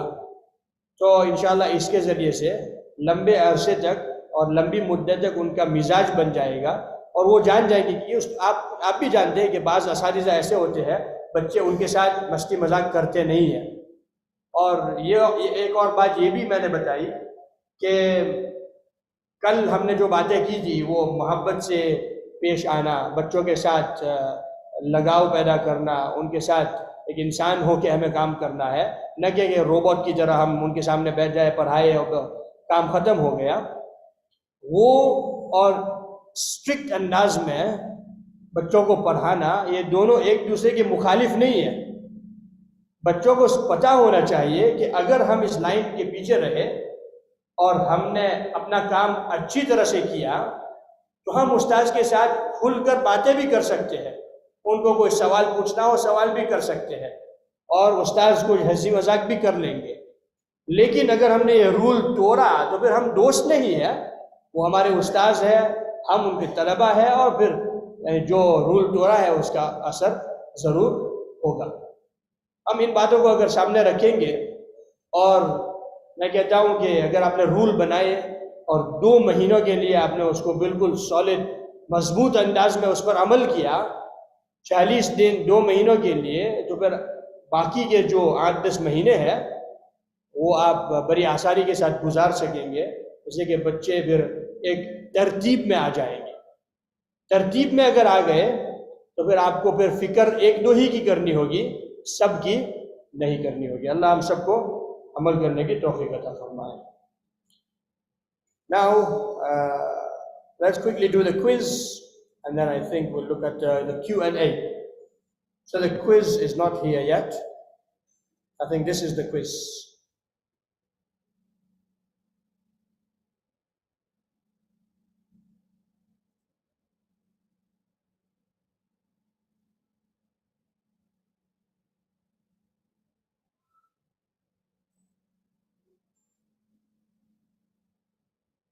You can join and then I'll click start the quiz. Hopefully it should then come up.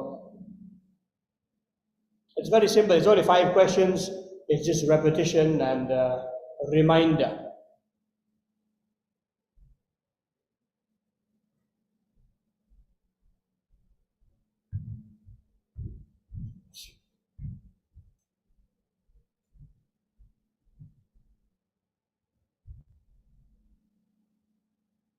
Okay, we're going to get started. The question will come on the screen and the answers will be on the phone. You can answer the question. So the question is, what leads to misbehavior? Is it careful planning, outstanding lessons, aimlessness, or slow learners? What leads to misbehavior? बच्चे मस्ती क्यों करते हैं? Time is nearly up. And it is aimlessness. Slow learners are not the cause of misbehavior. They could be the symptom, and we have to look deeper for the cause. Careful planning, of course. If you have careful planning, it won't lead to misbehavior, inshallah. We've got question 3. By the way, the faster you answer, the more points you get as well. So you come on the leaderboard. What doesn't lead to misbehavior? Is it student passivity? Students are passive. Is it effective use of time? Is it issues at home? Or is it clever students? What doesn't lead to misbehavior?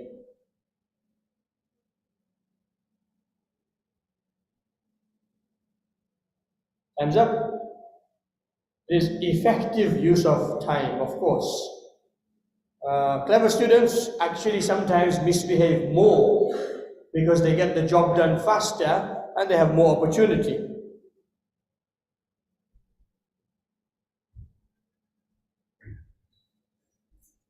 The next one we've got here is, what does the O in grow stand for? Is it open? Is it opinions? Is it oxymoron? Or is it options?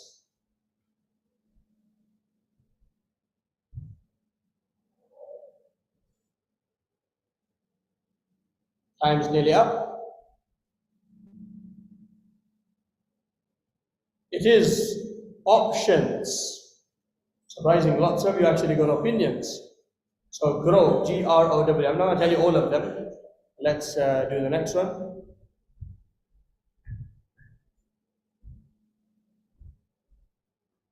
What is tactical ignorance? Is it ignoring an issue completely? Is it ignoring a pupil for the whole lesson? Is it ignoring an issue in the first instance only? Or is it ignoring everything from a clever pupil? Time's up. It is ignoring an issue in the first instance only.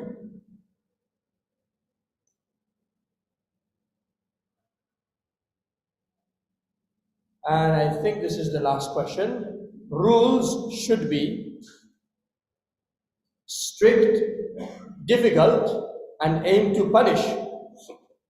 Few, encourage, enforced, and taught. Made to make the student's life difficult, or they should be few and applied only to the naughty few. What should rules be?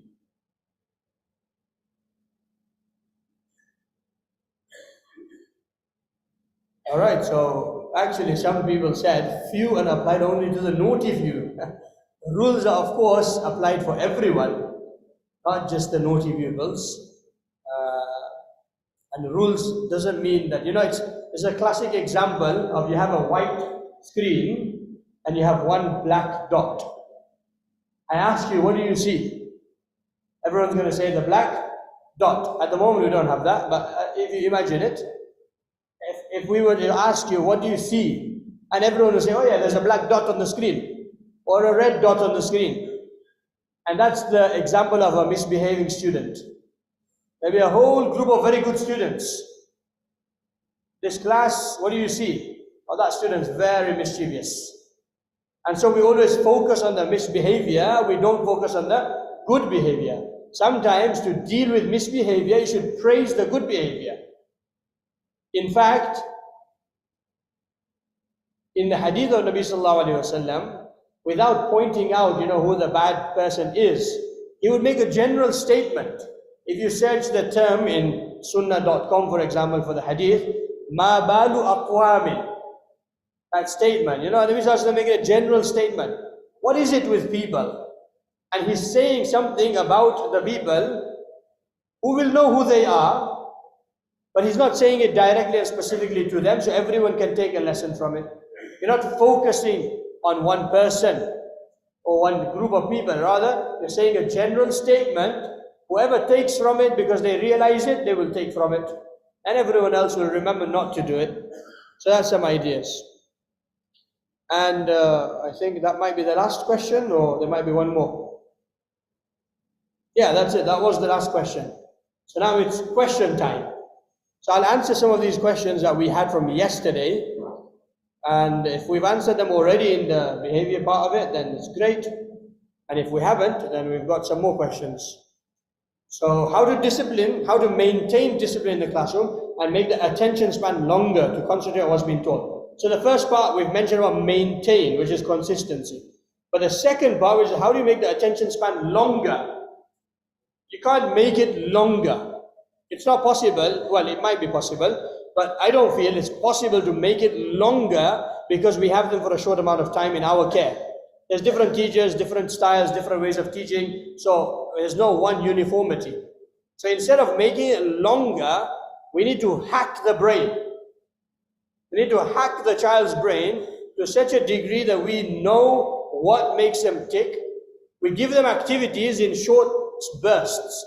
So we teach a little, we give an activity. Teach a little bit more, give an activity. or have a discussion, or ask some questions. That way you're breaking it up. You're involving them in the learning, and at the same time, you're keeping their attention. If instead we are giving a long question, a long speech, a long explanation, and we don't take any feedback from the students, their attention is automatically going to deviate after 2-3 minutes. So if we involve them a little bit more, it'll make it much more easier to maintain their attention span. One question that came yesterday was actually about the Al-Nasiha books. And I'll answer that question because it is a delicate question and it's something that needs to be answered. The question was, why does the Al-Nasiha books have maturity section in book 6?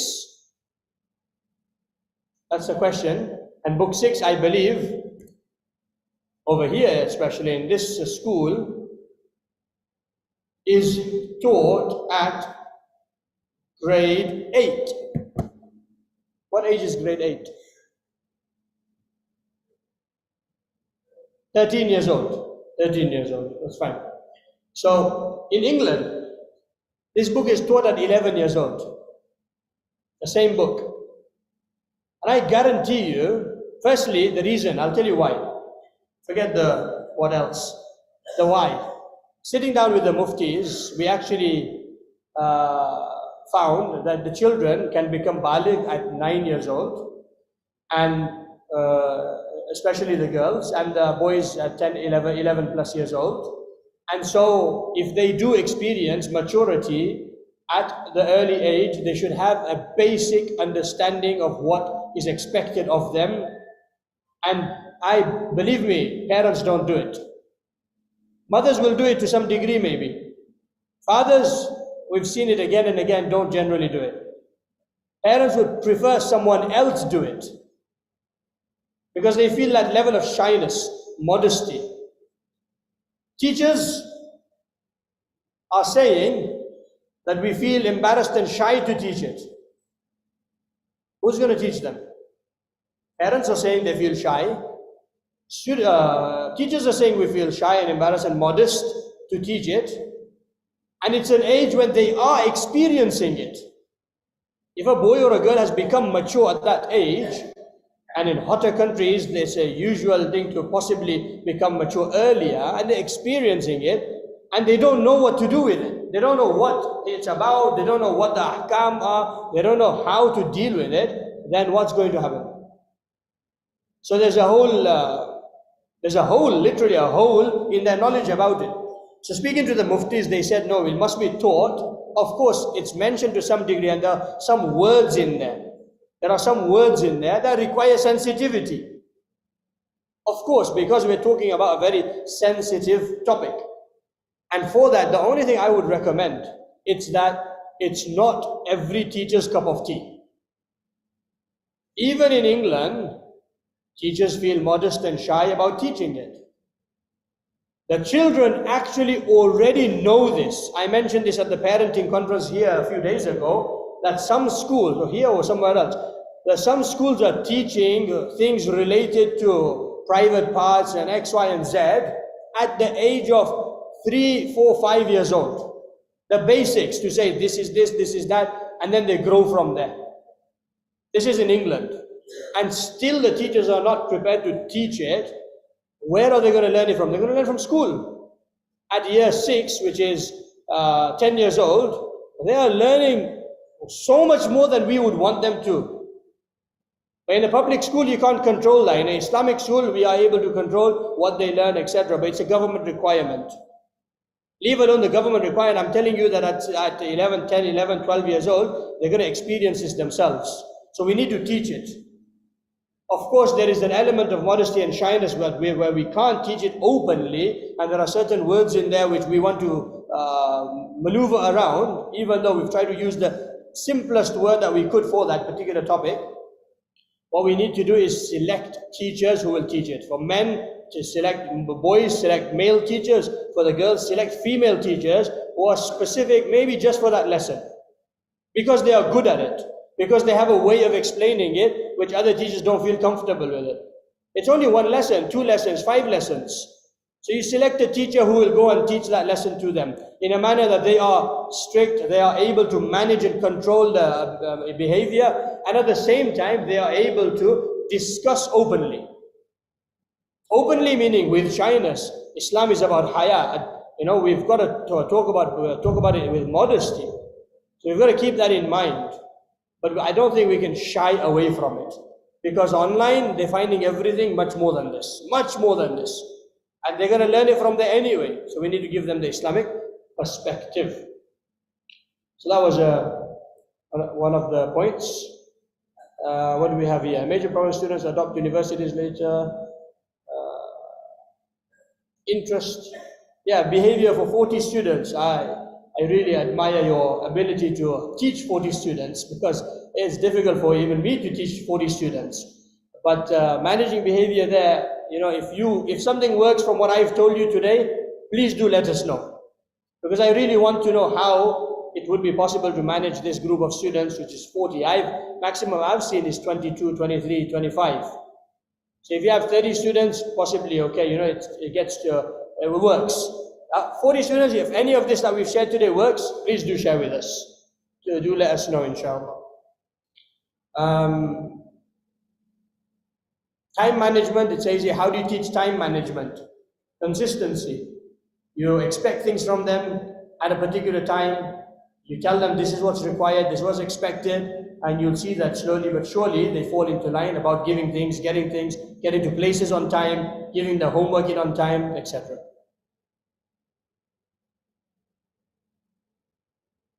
Students are adamant. They don't want to. This is where, again, you go back to setting your expectations and talking to them about why you're doing it. The adamance and the stubbornness will come from the fact that it is the stubbornness comes from that they don't understand why they're doing something specific. So they become stubborn and they don't want to do it. So you tell them why you're doing it, and eventually, slowly through motivation, rewards, and sanctions, they should get to that point. So this is all from yesterday. I'm going to jump now because there's a lot of questions from today.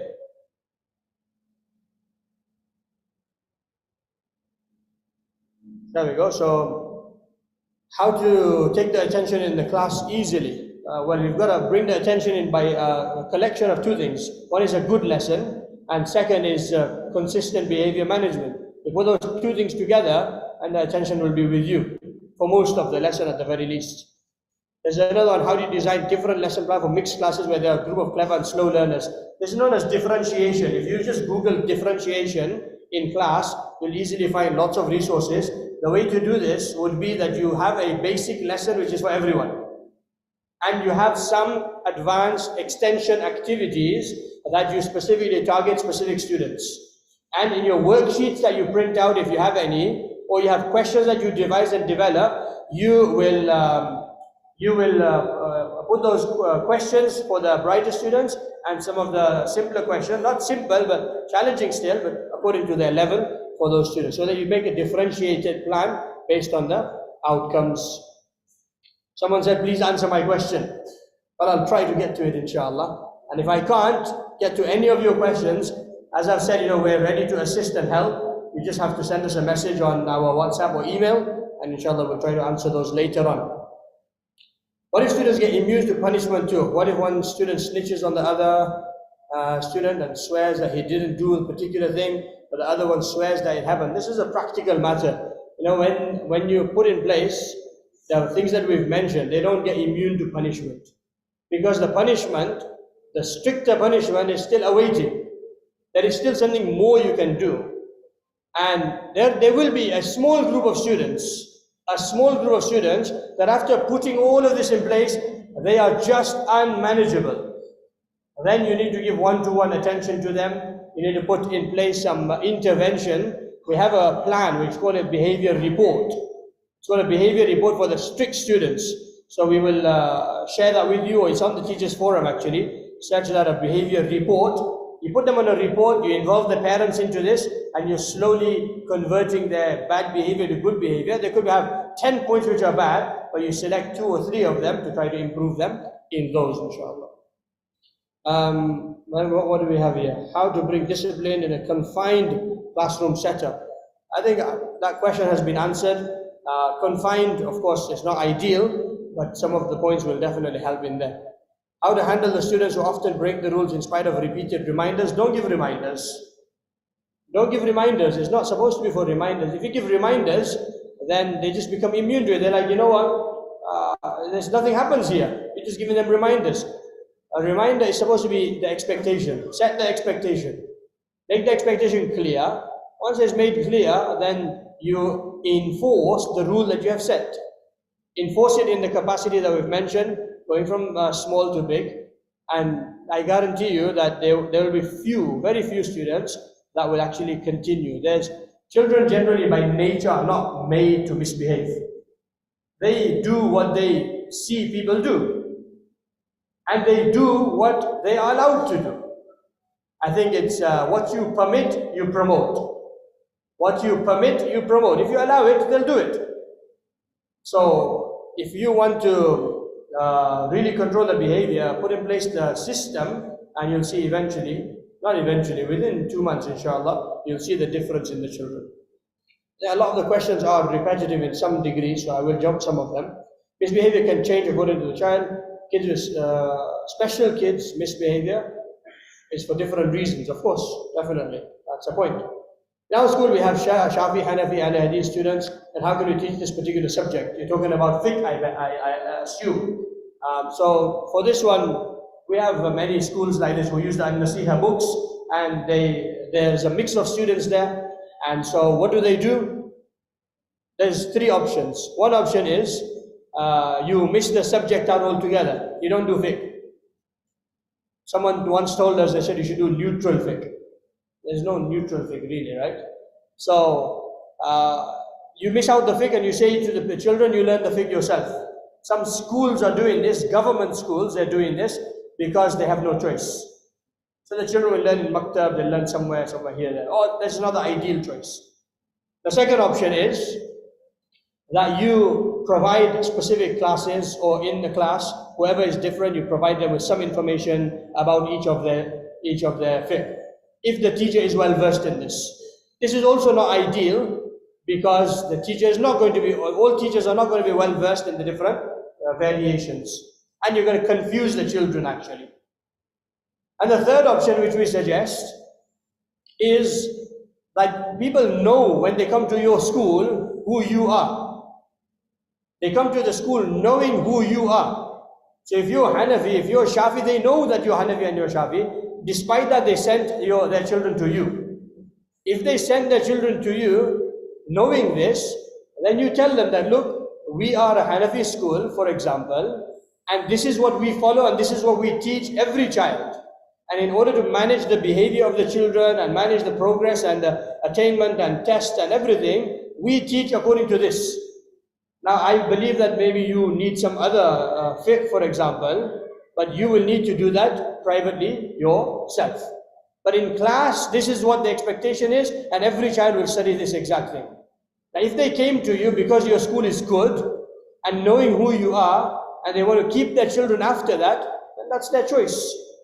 But if you keep on separating, you're going to confuse the students, make the task of the teacher much more difficult, and it might just become unmanageable. So mixing it, these are some options. If you come up with an option, do share with us, inshallah. Can a few students be exempted from rules of school? Of course not. Of course not. Every child has to follow the rules. If you exempt them, then they become like an elite status, especially the older ones. The older students who are, year 11, year 12, they feel that they're the bosses of the school anyway. They might be what do you guys call them? The head boy, right? It could be the head boy and they feel like, we're at the top. In our school, when they're doing the alim class, I'll tell you this because this is, sometimes it's unbelievable, right?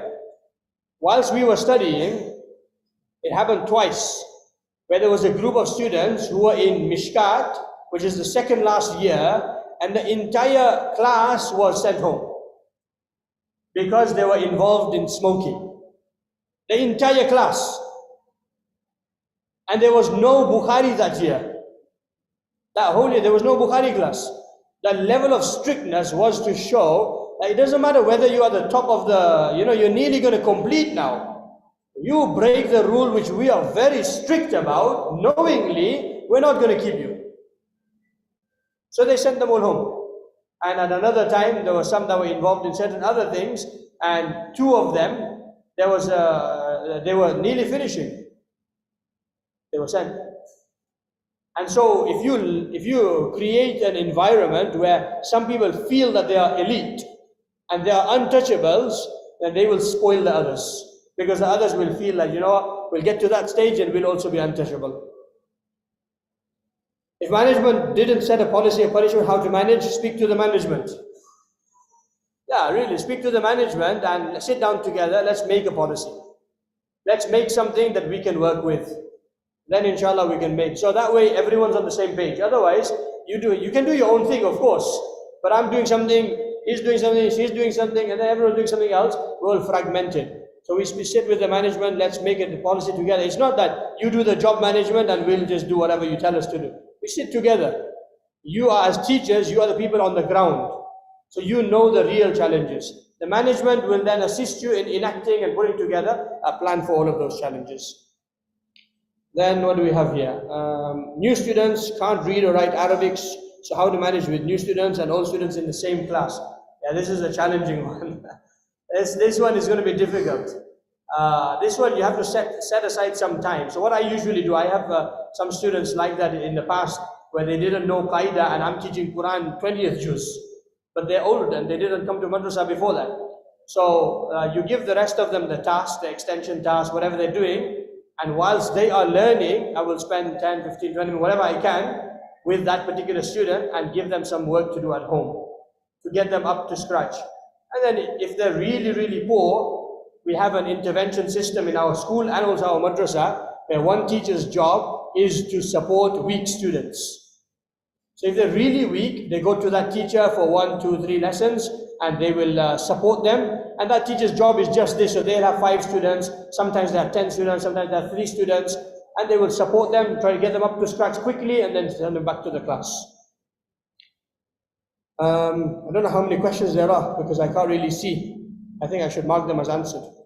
New students can't read how to stop our students from negative face expression in front of teachers. I have to create the motivation, the respect, the adab of the, and that will come through the fada'il of teachers, of the parents, and inshallah we pray and we make dua. You know, one thing I haven't, and I will mention this at the end, dua is very, very important for all of our students. What is the Google extension? It's called Muslim Board. Muslim Board. Please answer my question again, Sheikh. I'm sorry. How many students can be handled? What is it called? By the teacher in a period. Yeah, we mentioned that already. If management does not support, support the management. If management doesn't support the management. I think we have to work. It's a team effort. Team stands for together, everyone achieves more. Team, together, everyone achieves more. If management is not supporting, we support the management. And inshallah, we'll work together and we'll get it done. Right? At the end of the day, it's not a fight between me and you. It's not a fight between me versus you. It's supposed to be, let's work together for the betterment of our school, not your school or my school, our school. There are many courses available. What is your goal through this course? Well, this particular course, we're trying to just make our minds think. The objectives that were mentioned before is think on a different level about the misbehavior that we see. If we see misbehavior, it's not just the thing that we see, it's what's underneath. So the goal is to make us think along those lines, and when we go into our classes, we can inshallah, keeping these points in mind, be able to manage the classes better. Having conversation for improper behavior, is it possible for every student, for 1,300 students in a school? I don't think any teacher teaches 1,300 students. Does anyone teach all 1,300? Of course not, right? You teach 100 maybe 200 you teach. So it's not every teacher that's going to be able to speak to every student, and every student is not mischievous. So out of 200 students that you teach, you're not going to get 50, 70% that's going to be messing around, misbehaving. So you will get a good percentage of them, and eventually you get through them, inshallah, so it will be possible. Someone's still asking about the Google extension. How to silence all the students at once with one word or action, countdown. I use it all the time in the hall. So if I wanted all of you to be quiet, which I don't right now, but it's fine, then I will say, okay, we're going to have silence in 10, 9, 8, and you use it. I've used it many times in the hall where kids are, everyone's shouting and everyone's doing all sorts of things, and you want them to be quiet, and you tell them clearly, I want silence now, and I'm going to count down, and by the time we get to 0, we're going to have silence. And then you start. When you do the countdown, I guarantee you, mostly, and you, of course, you have a sanction at the end of it, which is if they don't, then there is something that will happen. So they will start falling in line for that. This works for me, and works for people that I've recommended it to. If you have something, please do share. Nowadays, children have too much knowledge, very little wisdom.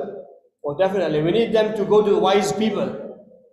They need to be sitting in the company of ulama, in the company of their teachers, in the company of people who are wise. That's how wisdom is achieved. Wisdom doesn't come from books. Wisdom doesn't come from books. Wisdom comes from people of wisdom. So put them into their company, invite them to come and speak to your students, sit them, make them listen to their speeches. MashaAllah, I think we finished the questions. We've got 2 more left only. Students are very low in diniyat. What to do for their improvement? If they're very low in their diniyat, then we need to give them some support. For example, if a child, I don't know what you mean by low. Does it mean that they don't know much because they came late, or because they're not bothered? So there's 2 different points there. If they came late, we put an intervention in place with a teacher that might be available to help and assist, give them the access to the copies of the book, give them expectations that you must answer these questions, do this work, memorize this, and you'll be sitting a test, etc. And hopefully that will improve them, inshallah. If it's motivation, they're there but they're not there, they're not learning, then you need to put in place something that will allow them to motivate, which we've spoken about earlier. Last one, which app can help me make such great presentations? Which presentation? The one you saw there? Or the that one is called Prezi. Prezi, P-R-E-Z-I. So I actually made this many years ago, and then we edit them as we go along. But if you just go to Prezi, like that, there you go. That's the one. That makes you all the swirly ones. You watch some tutorials on YouTube, and it will easily allow you to make something, inshallah, nice. Lastly, I just wanted to show you one thing on Nasiha World. Nasiha World is our online platform on which you have the digital books and also much more. So on Nasiha World, we have a new tool. I didn't show Nasiha World here. Yesterday we showed the exam portal and we showed the teachers forum. So Nasiha World is here. Once you've logged in, you'll see that there is Learn, so you can learn course books and multimedia, and you can play, which is quizzes and puzzles. So let's go to the books. In the books, we have one of the course books here.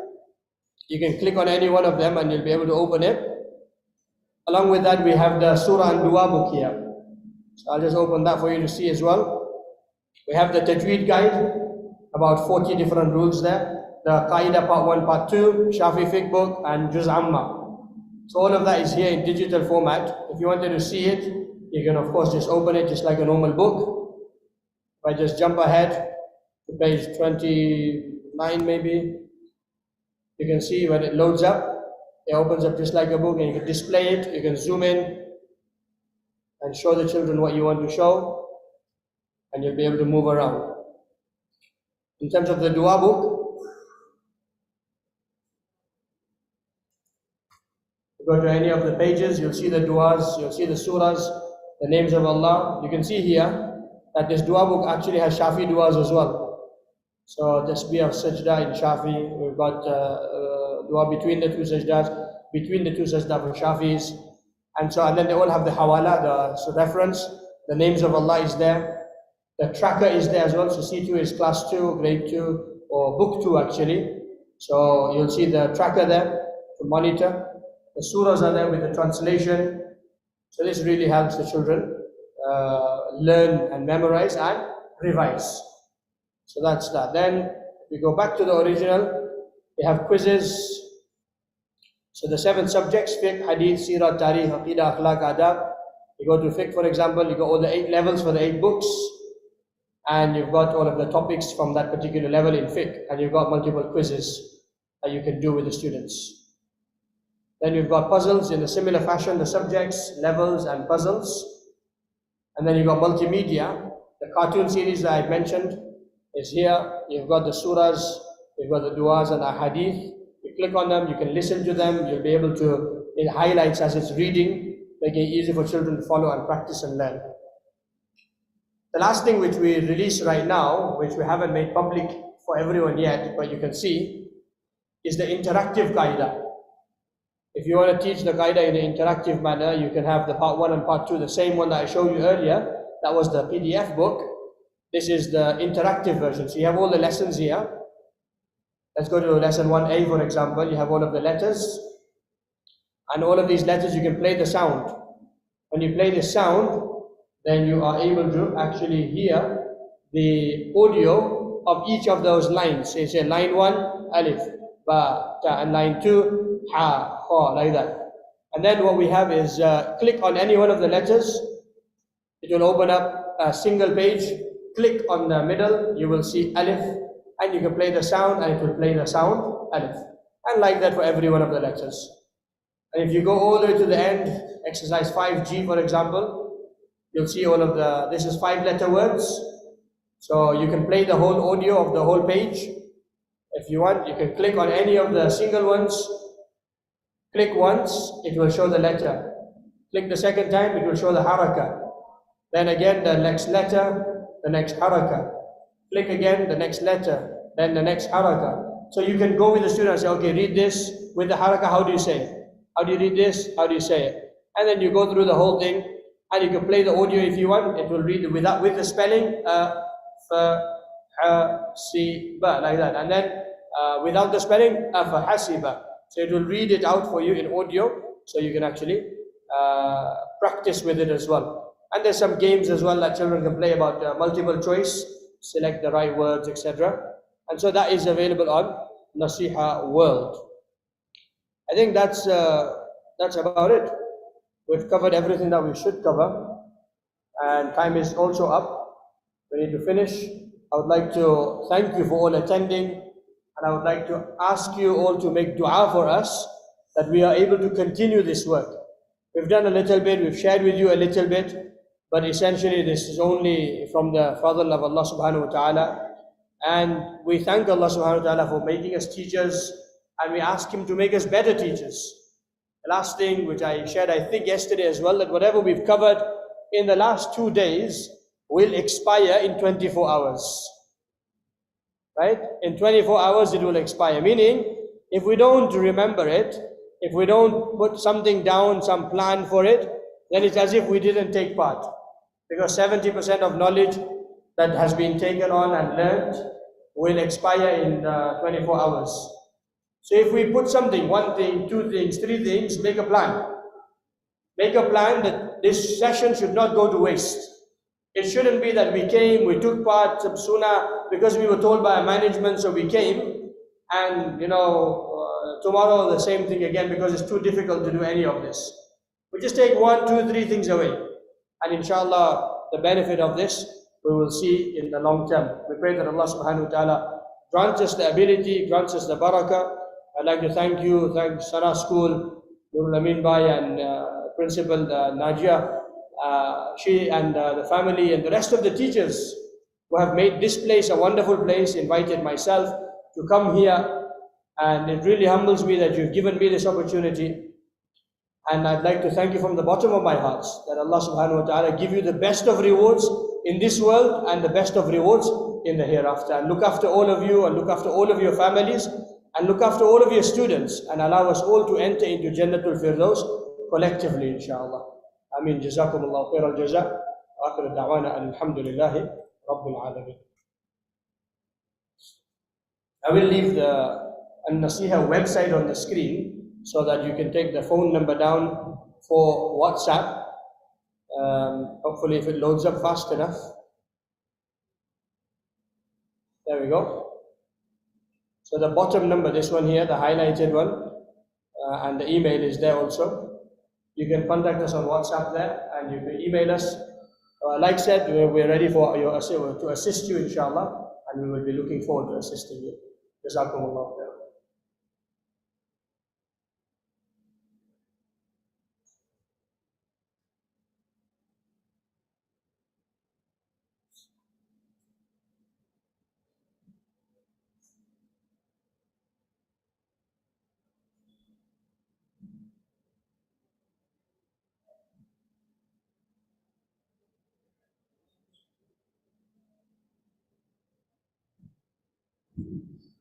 Respected ulamas, teachers, Salah arrangement has been made in the first floor prayer hall in the big block.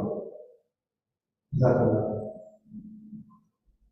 Assalamualaikum warahmatullahi wabarakatuh. கண்ணியத்துக்குரிய உலமாக்களே, இன்ஷா அல்லாஹ் நம்மளுடைய அடுத்த program இன்ஷா அல்லாஹ் 2 மணிக்கு குழந்தைகளுடைய சிராத் இருக்கின்றது. அதுக்குள்ள இன்ஷா அல்லாஹ் முடிஞ்ச அளவுக்கு நம்ம தயாராகிட்டு வருவதற்கு முயற்சி செய்ய வேண்டும். அல்லாஹ் தஆலா ஓதக்கூடிய இருக்கக்கூடிய இந்த புரோகிராமையும் நடந்த இந்த புரோகிராம் கபூல் செய்வானாக. அடுத்த புரோகிராமுக்கும் அல்லாஹ் தஆலா ராமியாவியுடன் வெற்றிகரமாக நடத்தக்கூடிய பாக்கியம் தருவானாக. அந்த உலமாக்களுடைய ஒத்துழைப்பு ரொம்ப தேவை. இன்ஷா அல்லாஹ் 2 மணிக்கு இன்ஷா அல்லாஹ் மறுபடியும் கேட்டுக்கொள்கிறேன். சுப்ஹானல்லாஹி வ பிஹம்திஹி சுப்ஹானக்கல்லாஹு வ பிஹம்திஹி. Sorry, just one announcement is that we have a feedback form. Unfortunately, we didn't get around to giving it to you. So you might be handed it right now. If you could please complete the feedback form, it will really help us to improve our future sessions. Jazakumullah.